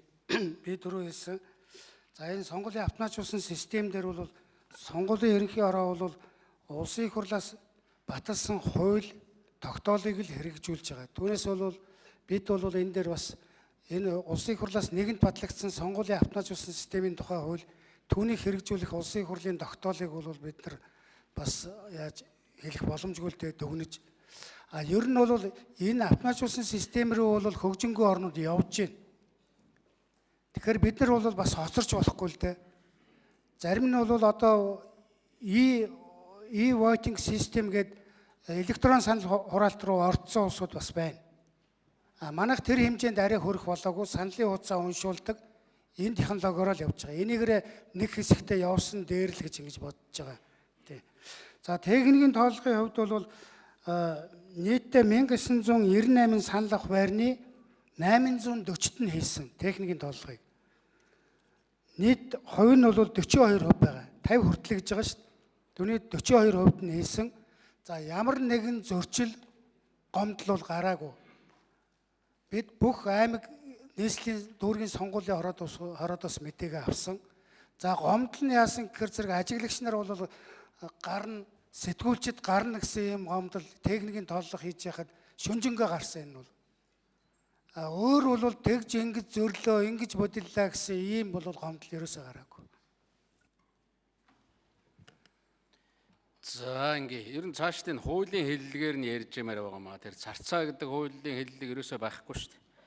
Шилжилт хөдөлгөөн хийж байгаа иргэд сонгогчд гэж хуулинд бичсэн байгаа. Энэ албаны газар хуулийн хэллэгээр тэр хар машин гэдэг хуулийн хэллэг байхгүй. Сонгуулийн автоматжуулсан төхөөрөмж гэдэг бие даасан хуультай, хуулийн нэр томьёотой ийм зүйл шүү гэдгийг бас сануулъя гэж бодож байна. Мөнхбат. За, улсын их хурлын гишүүнээр сонгогдсон гишүүдэд баяр хүргэе. Монгол Ардын намд өндөр халуун ихтгэл хүлээлгэж сонгосон Монголын ард түмэндээ ар хангаачуудаа чин сэтгэлийн халуун талархал илэрхийлж байна. За, сонгуулийг амжилттай болохоо бодлоонгүй шударга сайхан зохион байгуулсан сонгуулийн ерөнхий хороонд бас баяр хүргье гэж ингэж бодож байна. Анх удаага сүүлийн хэдэн жилийн хугацаанд 70 сургуулиас суучгаад тангараа өргөж байна. За тэр хар машины тухай нэлээд ярьлаа. Тэр хар машиныг шүдэн зурж шатаасан хүн бий байгаамаа. Тэгээд шатаасны хүчинд өнөөдөр энэ хар машин шударга ажилласан гэж би боддгийн. 100% гараар давхар тоолох ёстой гэдэг шаардлага тавьсны хүчинд бүх тойргийн бүх хар машины тоолгыг ард түмэнд телевизээр шууд орон дээр шууд дамжуул гэдэг шаардлага тавьсны хүчинд 50% тоолсны хүчинд өнөөдөр шууд дамжуулсны хүчинд энэ сонгуул ямар нэгэн болохоо бодлоонгүй болсон гэж би бол бас ингэж бодож явж байгаамаа. Ер нь бол энэ хар машинд ноо байдгаа гэдгийг ард түмэн хэрэгэлж ийсэн. 12 оны улсын их хурлын сонгуульд миний гаргасан гомдлоор захиргааны хэргийн давж заалдах шатны шүүх 7 үндслээр ноо бүхий асуудал байж болох юм аа. Энийг дахин шалга гэдгийг Аранхай аймгийн захиргааны хэргийн шүүхэд давж заалдах шатны шүүхийн шийдвэр бас гарч ирсэн юм аа. Тийм учраас тэр тэг тэмцсэн юм аа гэдгийг тэмцсэний хүчин ч гэсэн өнөөдөр сонгуул шударга болсон гэж ингэж бодож байгаа. За ер нь сонгуул дууссаны дараа барилдаж унчаа дахимаа өгдөггүй тэр Батэрдэн аваргын хэлдэг шиг ийм юм одоо мэрсэр гарч ирээд байна. 12 оны өвөр хангаад болсон шиг юм дахиад гарах вэ гэж одоо үнэхээр санаа зовж байгаа. Өвөр хангаа асуудлыг хан уулын шүүгч шийддэг. Шүүх бүрэлдэхүүн шүүх хурал хийхгүйгээр ганцхан шүүгч баланкн дээр өөрийнхөө бодлыг бичээл гарын үсэг зурж тамга дараад шүүхийн хүчин төгөлдөр шийдвэр болгож бүхэл бүтэн улсын их хурлд орж ирж тангараг өргөдөг. Энэний эсрэг би энэ төрийн ордны гадаач 12-ын гудамжинд ч гэсэн чагсаж явсан хүний хувьд бол дахиж ийм бодлоо мапа Монголын төрд байж болохгүй. Дахиж ингэж ард түмний сонголтыг, ард түмний итгэлийг зүгээр нэг хэдхэн шүүгч юм уу, хэдхэн мөнгөтэй төгрөгтэй хүмүүс, хэдхэн эрх мэдэлтэй хүмүүс ингэж одоо саналыг нь бодлоон тулдаг юм цаашдаа хэрхвэж байж болохгүй гэж ингэж бодож явдаг хүн. Тийм учраас бол энэ одоо сүүлийн үед энэ хэдэн аймагуд дээр гараад байна. Иргэдийн хуралд сонгуульд ил дүнэмлэхүү ялагчаад байхад шүүхтэл эхнээсээ ганц нэг шүүхийн шийдвэр гарч ирэх шиг байна гэж энэ иргэдийн хурал дээр. За зарим нэг улсын их хурал дээр энэ асуудал гарч ирж байна. Одоо дахимаа үг сурцгаая. Шудраг барилд сурья. Тийм ээ. Тийм учраас бол энийг бас уриалж байгаамаа. Цаашдаа энэ сонгуулийн болохоо бодлон гэдэг юм бол дараагийн сонгуульд бол байхгүй байна гэдгийг бол сонгуулийн ерөнхий хороо бол ингээд нотолж штэ. Өвдөг нь улаан зулга байтугай улаан нялга болж унчаад ах чинь л босч ирэл нэг засвалтайгаа юм уу хөлийн зэстэг нь нийлж игээд нэг туг тойрчих гээд ингээд зүтгэхэд байгаа юмнууд энэ зарим нэг аймаг дээр ажиглагдаад байна. Тийм учраас бол энийг одоо цаашд нь бол даслан зогсоох ёстой. Ер нь бол хар машиныг хэн оруулж ирсэн бэ гэж болдог шүү асуунлээ. Хар машиныг оруулж ирсэн хүмүүс бол хинбэ гэдгийг Монголын ард түмэн сайн мэдж байгаа.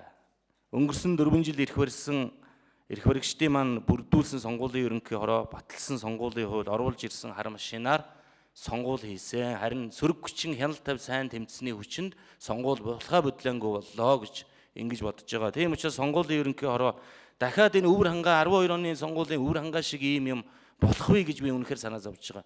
Ингээ болоод ороод ирвэл ер нь яах вэ? Эхнээсээ энэ зарим аймгийн иргэдийн хурал дээр энэ асуудлууд гараад эхэллээ. Энийг сонгуулийн ерөнхий хороо юу гэж үзэж байгаа вэ?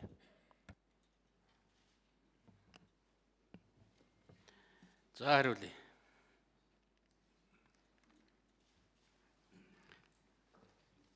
За техникийн тоолгыг бол ганцхан энэ жил хийж байгаа юм биш л дээ. 2012 оны улсын их хурлаар хяналтын тоолго гэдэг нэртэй хийсэн.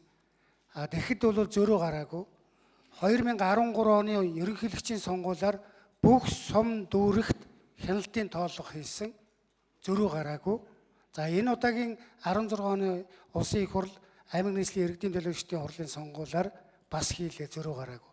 За энэ бол ер нь энэ 3 удаагийн сонгуулиар хяналтын техникийн тооллого хийгээд зөрүү гараагүй учраас бол бид энэ сонгуулийн автоматжуулсан системд итгэлтэй байж болно гэдгийг нэгдүгürt хэлье гэж бодож байгаа.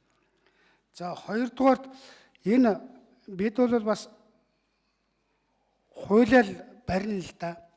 Хуулинд цагдаа шалгана, шүүх шийдвэрлэнэ. Шүүхэр шийдвэрлэгдсэн байх юм бол нэр дэвшигчийг нэрийн жагсаалтаас хасна гэсэн хуулийн заалт байна. Тэгэхээр хуулиараа л явна. За энэ 498 хүн энэ сонгуульд нэр дэвссэн 3 шүүхийн эцсийн шийдвэр гараад сонгуулийн ерөнхиөр хассан байгаа. Нэр дэвшигчээс нь.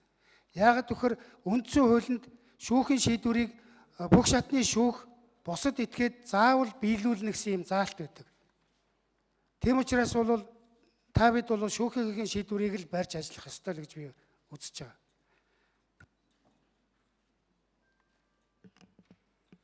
Содбаатар. За юуны өмнө энд олон түмнийхээ итгэлийг сонгогч иргэдийнхээ итгэлийг хүлээн сонгогдсон 76 гишүүдтэй талархал баяр хүргэе. Мөн одоо Монгол Ардын намд санал өгж Монгол төрийг одоо байгуулах халдшгүй одоо том эрхээ эдэлсэн ард түмэндээ бас талархал илэрхийлж байна. Ялангуяа хөрөнгөчүүддээ бас өндөр хувиар саналаар улсын хурлын гишүүнээр дахин сонгосон явдалд талархлаа илэрхийлье. Энэ удаагийн сонгуулийг сонгуулийн ерөнхий ороо би харьцангуй сайн зохион байгууллаа гэж бодож байна. Сонгуулийн ерөнхий ороо төдийгүй сонгуульд ажилласан бүх ажилтан албагчдаа бас талархал илэрхийлэх нь зүйтэй байна. Ялангуяа шууд амжуулт хийж дүнг тухай бүр нь олон түмэнд ил тод харуулж ясан нь улс төрчдийн хувьд, улс төрийн намуудын хувьд, эрх сонгогчдын хувьд тун ойлгомжтой үйл явц болсон гэж дүгнж байна. Ер нь бол би бол нэг асуулт алгаа зүгээр олон гишүүд сая асуулаа энэ бүхэнтэй давхцаж байна. Хэд хэдэн зүйлийг бид нар анхаарах хэрэгтэй байна гэж ойлгож байна. Нэгдүгээр энэ хуулийн нарийн ойлголт зохицуултын асуудлыг бид нар дараагийн сонгуульд бас бодмоор юм байна. Энэ удаа нэг талдаа өгсөн шиг өгсөн учраас харьцангуй гайгүй гарлаа. Тэгэхгүй бол хуулийн сонгуулийн дараа олон одоо хууль шүүх бусад хүчний байгууллагын ажиллагаа явах ийм магадлал өндөр байсан гэдгийг бас анхаарах нь зүйтэй байхаа гэж бодож байна. Хоёрдугаар орон нутгийн сонгуулийг ер нь цаашдаа салгаж явуулж явах хэрэгтэй юм шиг байна. Тэгэхгүй бол энэ сонгогчдын хувьд сонголтоо эдлэхэд бол бас хүндрэл бэрхшээл их гарлаа гэж ойлгож байгаа. Энийгээ дагаад хүчингүй сандлын хуудас бол маш их гарсан.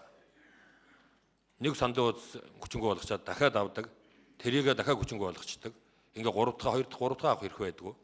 Ингээд өөрийнхөө сонгогдох эрхээ эдлэх боломж нь хаагдмал байх зүйл ажиглагдж байна гэж сонгуулийн одоо хэсгийн харайнд ажилласан ажиглагч нарын зүгээс ийм бас зүйлүүдийг хэлж ийн лээ. Тэрийгээ дагаад одоо сүүлдээ бол одоо саналын хууц дутах ийм одоо тохиолдолд зарим газар гарч ирсэн гэдгийг бас хэлхэн зүйтэй байхаа. Тийм учраас орон нутгийн сонгуул, их хурлын сонгуул хоёр өөр тогтолцоогоор хоёр өөр ойлголтоор явж ирсэн зүйлийг бол нэгтгэж явуулах нь бол хэр зохимжтой маа гэдгийг бид нар эргэж харах хэрэгтэй байна гэж. За үүнээс гадна энэ иргэдийн төлөөлөгчдийн хурал дээр бид нар бол их хурлын асуудлыг яриад байгаа. Иргэдийн төлөөлөгчдийн хурал дээр бид нар цаашдаа энэ 7 сарын 19-ний өдөр миний ойлгож байгаагаар хуулиар бүх аймгийн иргэдийн төлөөлөгчдийн хурал хуралдаж шинэ засаг дарга, шинэ одоо иргэдийн хурлын дарга нараа сонгох ёстой. Энэ ажил ер нь хэр байгаа вэ? Энэ дээр одоо зөв шууд хуулиар оролцох боломж байна уугүй юу сонгуулийн хороонд? За оролцдоггүй маа гэхэд энэ чиглэлд одоо аймгийн сонгуулийн тойргийн хороодуудад энэ одоо чиглэлээр бид нар өгөхгүй бол зарим нэг аймаг дээр бол одоо дахмаа өгдөггүй. Одоо урдтал тэргүүлэгчтэн дараагийн чуулганыг анхдуур чуулганыг зарлах асуудлыг хойшлуулдаг. Ийм зүйлүүдийг тамга тэмдэгээ дардггүй, ийм ойлгомжгүй, тодорхойгүй ийм зүйлүүд гарч байна. Ард иргэд саналаа өгсөн бол тэр сонголт хамгийн дээд сонголт, мэрэгэн сонголт болж байгаа маа. Тэр утгаараа энэ 7 сарын 19-ний дотор байвал бүх аймгийг иргэдийн төлөөлөгчдийн хурал хуралдаж аймгийн одоо засаг дарга, хурлын дарга асуудлаа нэг талдаа гаргах шийдвэрлэх нь бол төрийн ажил засварлтгүй явахад бол одоо тун тустай ажил болно гэж ойлгож байгаа. Ер нь энэ удаагийн сонгуулийн алдаан оноог дүгнэж дараагийн удаа сонгуулийн хууль болон холбогдох одоо зүйлүүдэд өөрчлөлт оруулъя гэдэг гишүүдийнхээ саналдаа санал нэг байна. Сум дөргийн иргэдийн хурлын сонгуул тун их ойртож байна. Дараагийн ерөнхийлөгчийн сонгуул байна. Нэг удаа Монгол улсын нэг сонгуулийн цикл эхэлж байна. Эндээс бид нар алдаа оноогоо дүгнэж дараагийн үйл явцтай энэ зүйлүүдэд тусгаж авах нь зүйтэй байхаа гэсэн ийм саналтай байна. Тийм учраас энэ саналыг одоо цаашдаа үйл ажиллагаа анхаараарай гэж хэлье. Баярлалаа. Хариулт төсөөлөө. Тэр сандлын хуудсыг нэг олшруулсан гэдэг түрүү нэг гишүү асууж байсан. Тэр канондсон гэдэг энэ дээр Содном сэрэн дарга тэгээ Содбаатар гишүүний тодруулсан зүйл дээр хариулах зүйлөө ингээд дуусгая. За ингээд саналаа одоо асуулт асууя гэсэн гишүүдийн нэрс үүгээр өндөрлөж байгаа. Содом цэрэн дарга. За би түрүү хэлсэн энэ удаагийн сонгуулиар нийтдээ 18,000 гаруй хүн шилжилт хөдөлгөөнд хийгдсэн байна. Тийм учраас энэ аймаг нийслэлд бол саналын хуудас дутах юм асуудал гараагүй. За манай хөдөө орон нутгаас бол хүсэлтүүд ирсэн. Шилжилт хөдөлгөөн хийгдэж байна. Тийм учраас саналын хуудас дутаж болзошгүй байна. Ямар тодорхой чиглэл өгөөч, арга хэмжээ авч өгөөч гэсэн хүсэлтүүд ирсэн. За бид бол тогтоол гаргасан. Хэрвээ дутсан тохиолдолд энийг бол хэвлэж хөрвүүлэх ажлыг аймаг сумдын сонгуулийн хороодод бол бид нар чиглэл өгсөн. За их хурлынх бол дутаагүй. Бүх санал авах байр дээр их хурлын саналын хуудас илүүдэлтэй гарсан. Зөвхөн аймаг дээр, нийслэл дээр илүүдэлтэй гарсан. Зөвхөн аймаг дотроо цөөхөн хэдэн аймагт. За бид бол шийдвэр гаргаад за хэрвээ дутах тохиолдолд бол та нар энийг яралтай арга хэмжээ авах шиг гэдэг чиглэл өгсөн. За бид мэдээ авсны үндсэн дээр бол энэ гаргасан тогтоолоо хүчингүй болгосон. Тэр канонцсон саналын хуудасаар өгсөн саналыг хүчингүүд тооцсон. Тооцсгоо гэсэн тогтоол гаргасан сонгуул хэрэг. Яагаад гэвэл нэг хэсэг дээр нэг ширхэг, нэг хамгийн дээдл нь 32 ширхэг саналын хуудас дутсан юм тохиолдол гарсан. Тийм учраас бол бид энэ сонгуулийн дүнд энэ ялангуяа аймгийн сонгуулийн дүнд бол энэ нөлөөлөхгүй учраас энийг хасч тооцсгоо гэсэн юм тогтоол гаргасан байна. За ингээд асуулт асууж хариулт өгсөн хүмүүст баярлалаа. Одоо шинээр сонгогдсон улсын их хурлын гишүүд тангараг өргөх ийм ажиллагаа эхлэх ёстой байгаа. За энэ дэгийн дагуу энэ удаагийн улсын их хурлын одоо бүрэлдэхүүнд хамгийн ахмад гишүүн сонгогдсон гишүүн бол Чөлтмийн Улаан байгаа. Ингээд Улаан гишүүн энэ дээрээс тангарагын үгийг уншина. Манай бусад гишүүд босч одоо тангарагын үгийг давтан хэлэх ийм одоо дэгтэй байгаа гэдгийг хэлье. За Улаан гишүүн.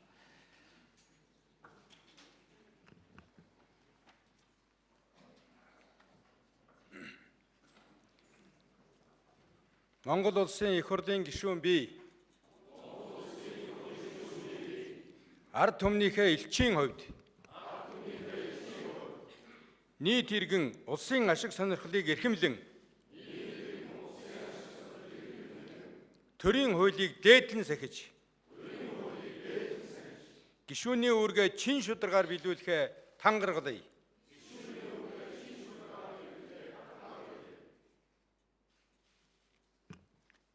За баярлалаа.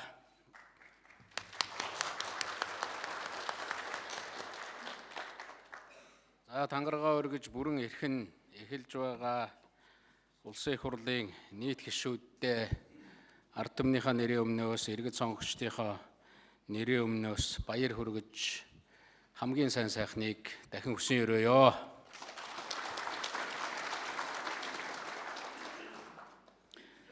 Одоо дэгийн хуулийн дагуу Монгол цагаан толгоон дарааллаар би одоо 2-2-оор нь гишүүдийн нэрсийг дуудана. Та бүхэнд дэгийн талаар тодорхой одоо бичээд өгсөн байгаа учраас үүнийг давтах шаардлагагүй баха гэж ингэж бодож байна. Тэгээд манай тангараг өргөсөн гишүүд, нэрээ дуудсан гишүүд төрийн далбаанаас айдас авч тангарагын хуудсанд гарын үсэг зурх ийм одоо ёслол байгаа. Дэгдээр одоо ямар үйлдэл хийхийг сайн бичиж өгсөн байгаа гэдгийг хэлье. За ингээд гишүүдийнхаа нэрийг 2-2-оор дуудъя. Намсран Амар Заяа, Төмөрбаатрын Аюур сайхан. Манай тамгын газрын одоо ажилтнууд та бүхэнд тусалнаа.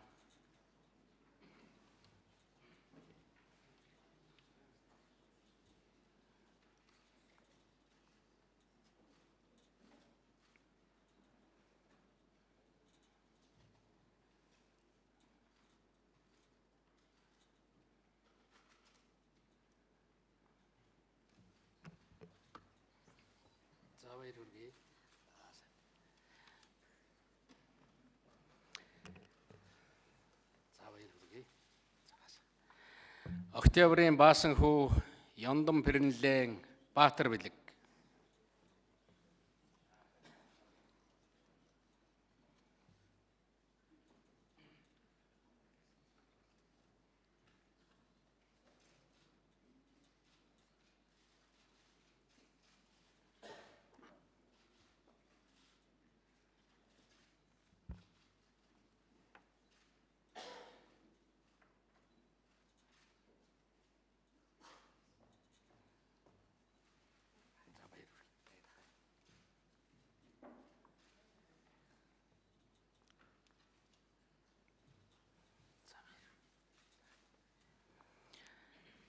Хавдас Исламын Бадил хаан Сүхбаатарын Батболд.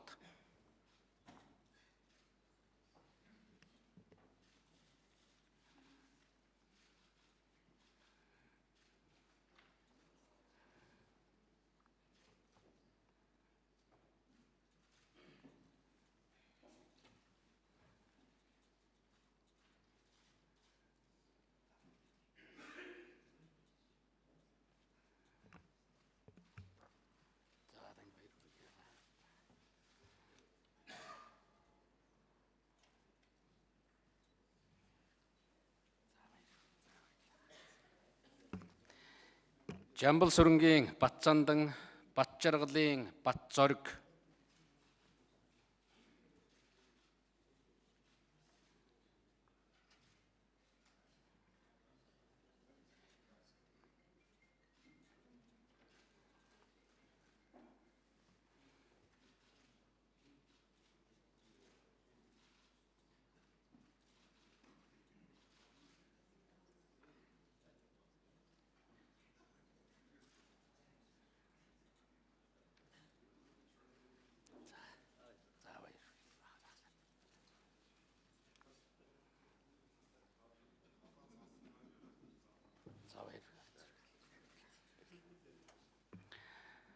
Отхоогийн Батнасан Баагагийн Баттөмөр.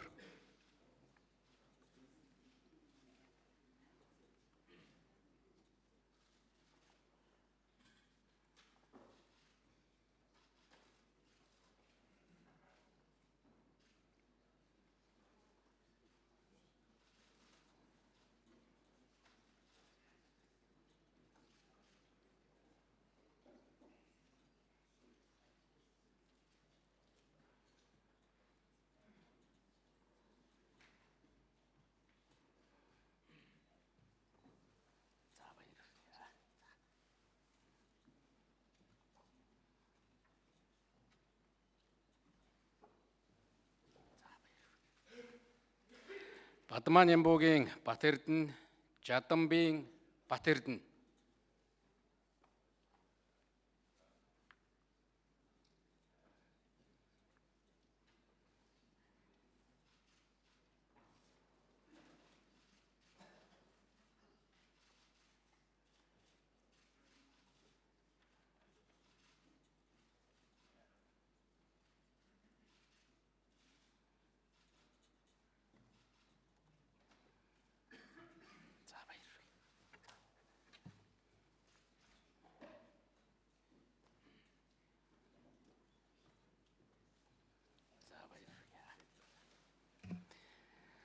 Магууны бэлэгт Лувсан Вандангийн Болд.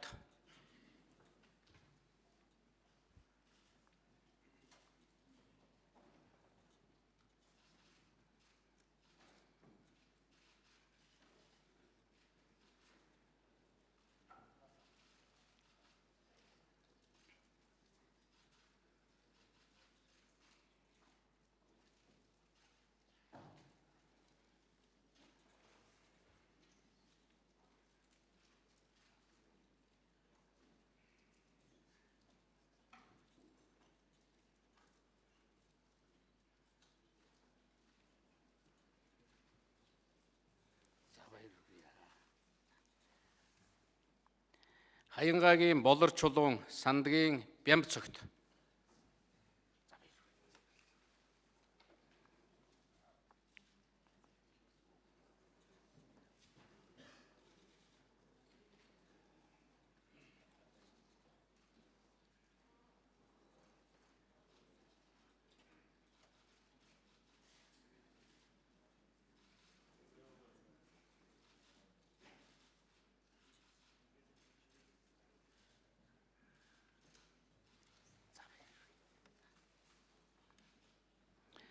Жамблын Ганбаатар, Даваагийн Ганболд.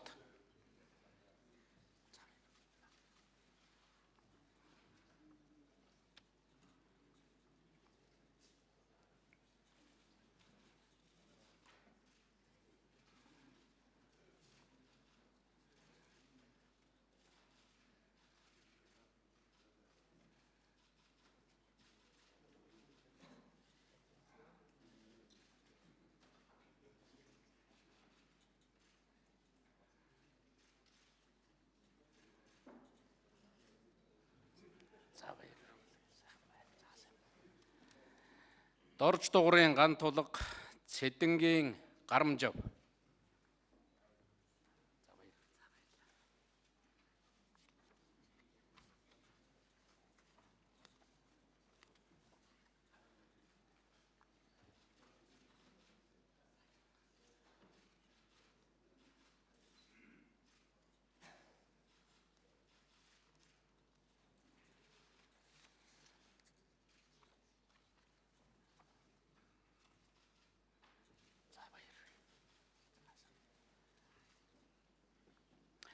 Цэрэнпилийн Даваасүрэн, Дорж Дамбын Дам Бочор.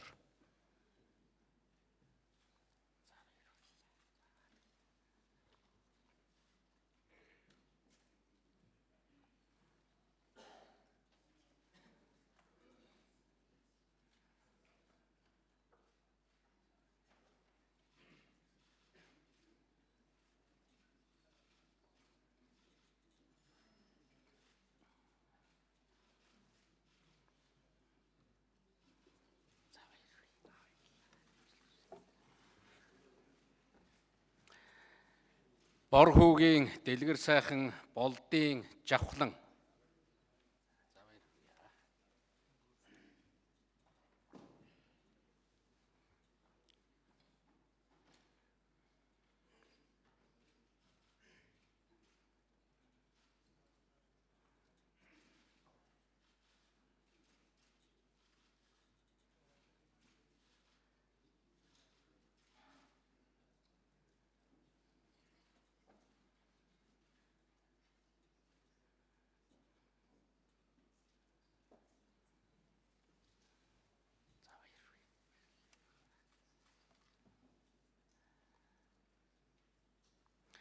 Самандын Жавхлан, Гомбожавын Зандан Шатар.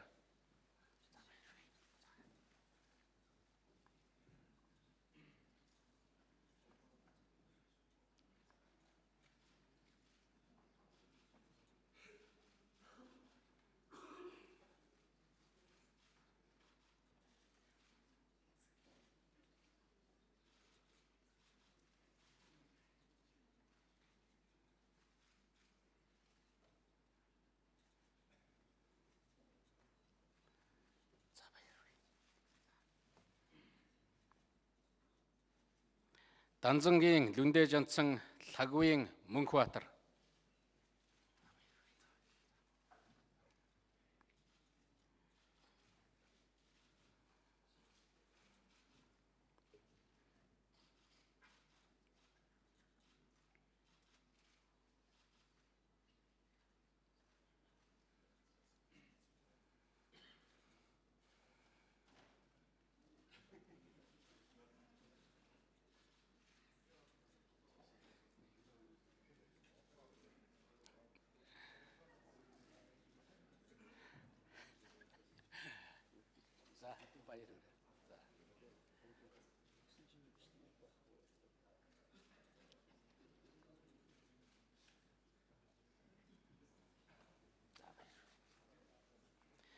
Жамингийн Мөнхбат, Цэндийн Мөнхөргөл.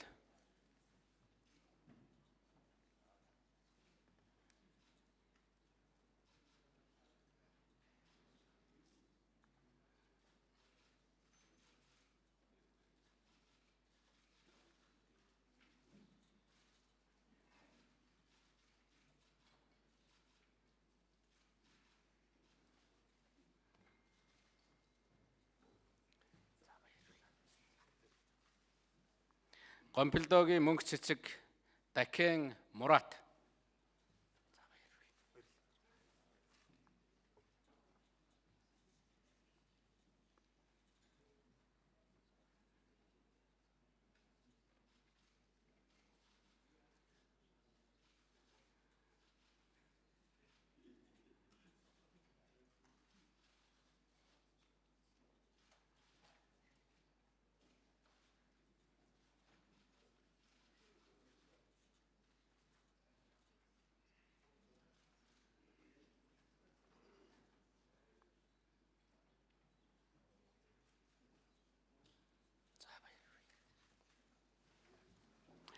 Загтгуугийн наран туяа Батсүхийн наран хүү.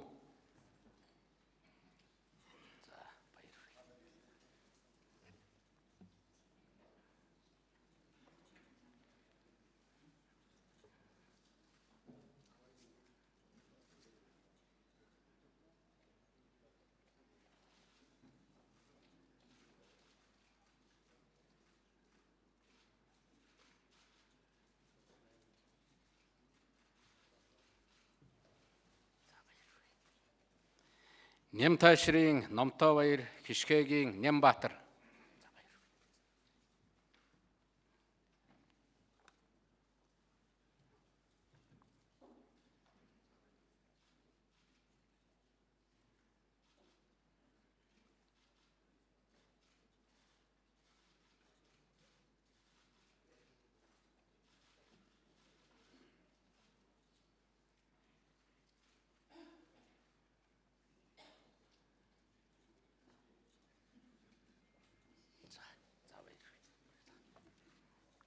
Цэндийн Нямдорж Наваан Юндэнгийн оюун дээр.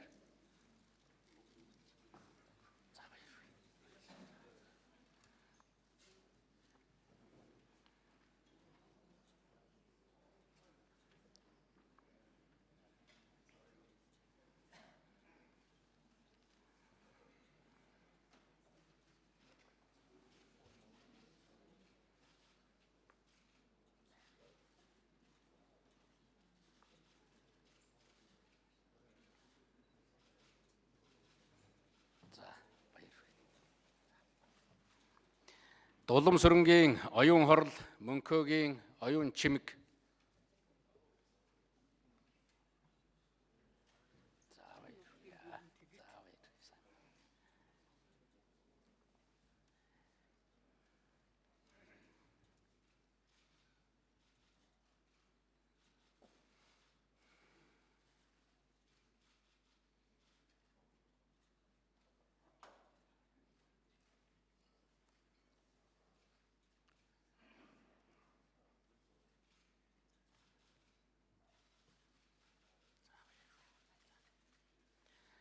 Лувсан намсраан оюун эрдэнэ бүх чулууны пүрвд орж.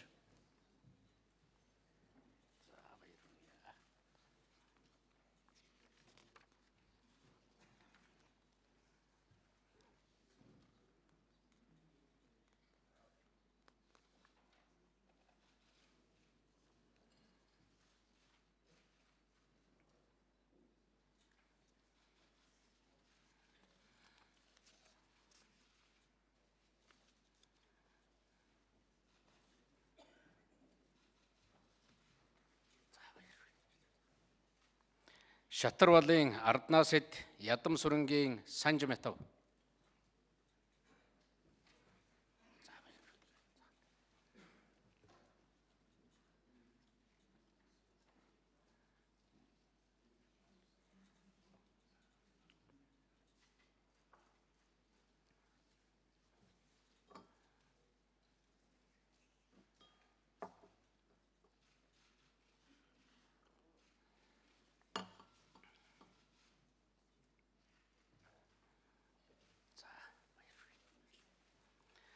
Даваа Жансангийн саран гэрэл Батсүхийн саран чимэг.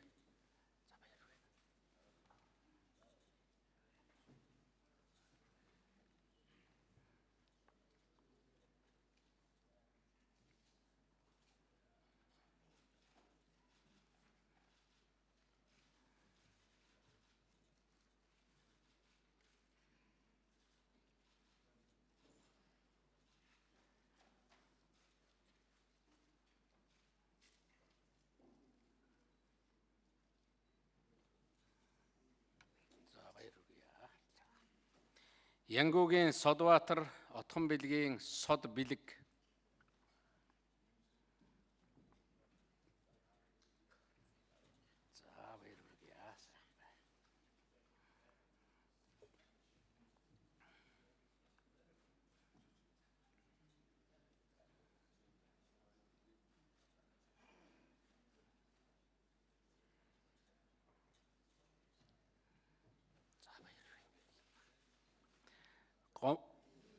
Гомбожаан Султан, Долгор сүрэнгийн Сумья Базар.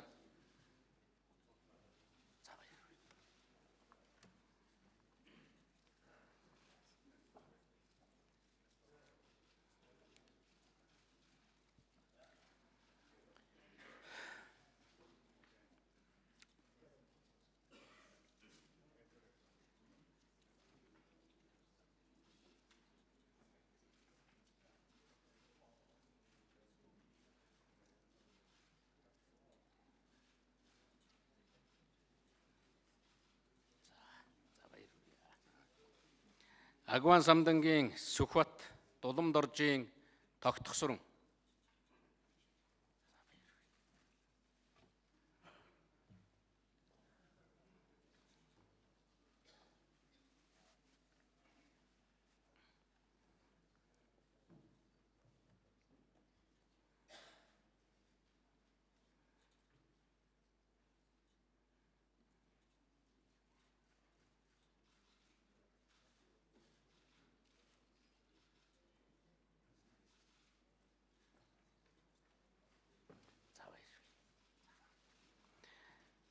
Ган зургийн Тэмүүлэн Дэндвийн Тэрвш давг.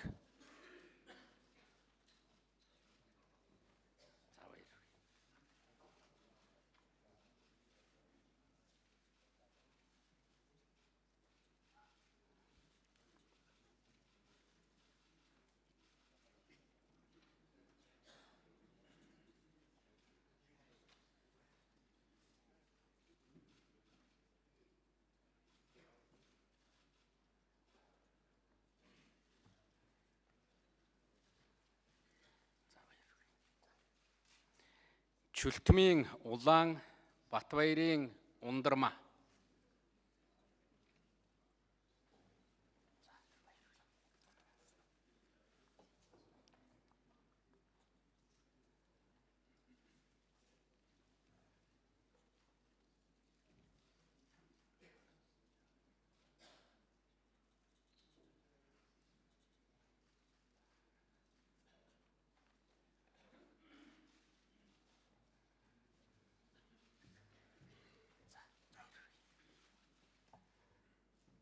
Агван Лувсангийн Ундра, Нэм усрын Учрал.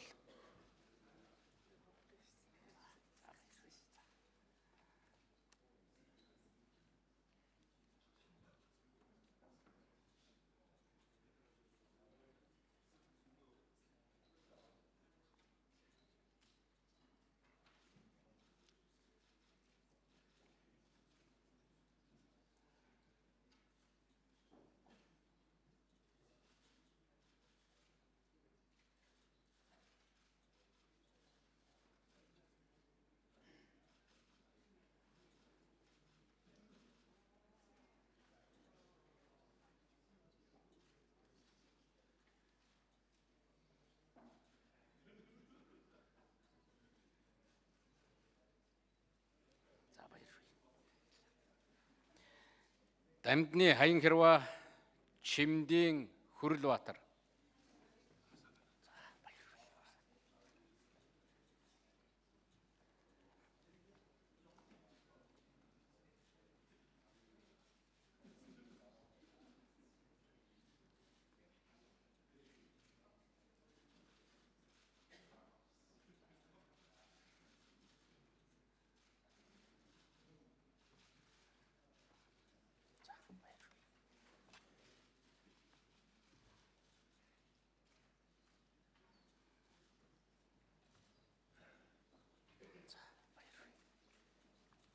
Цэдэнбалын Цогцолмаа, Дамдны Цогтбаатар.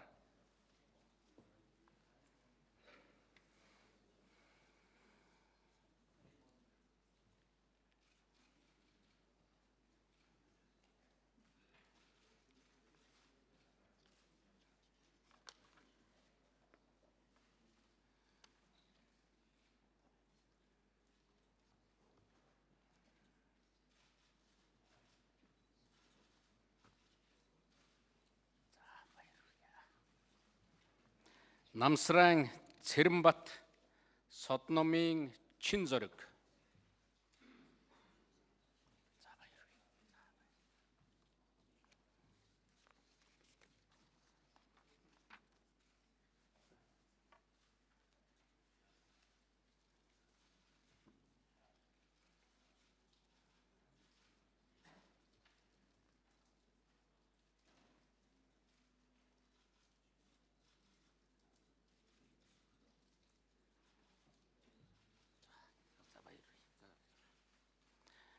Баттогтхын Чойжилсүрэн Лагвагийн Элдв очор.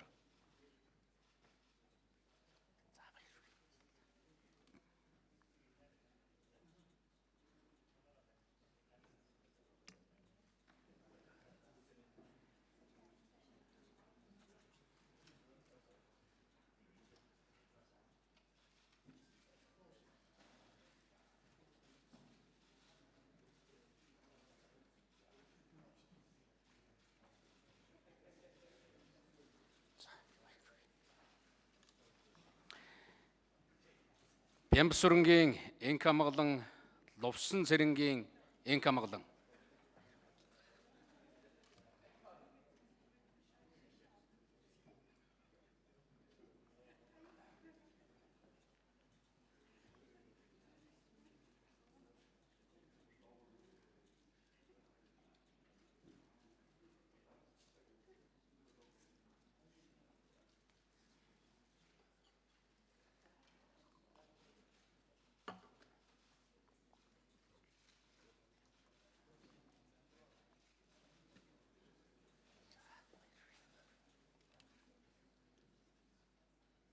Жадамбын Энк хоёр Лувсангийн Энк болд.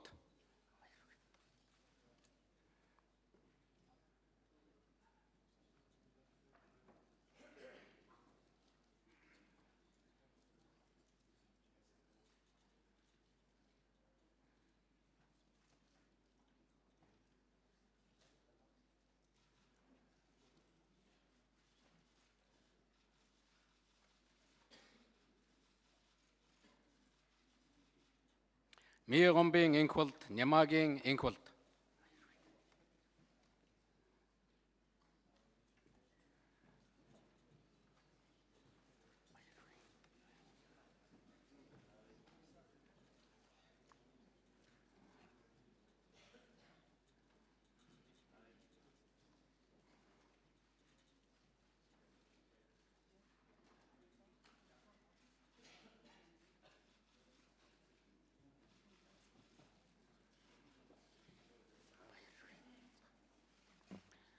Үлзий сайхны Энх төвшин Содном Зундуйн Эрдэнэ.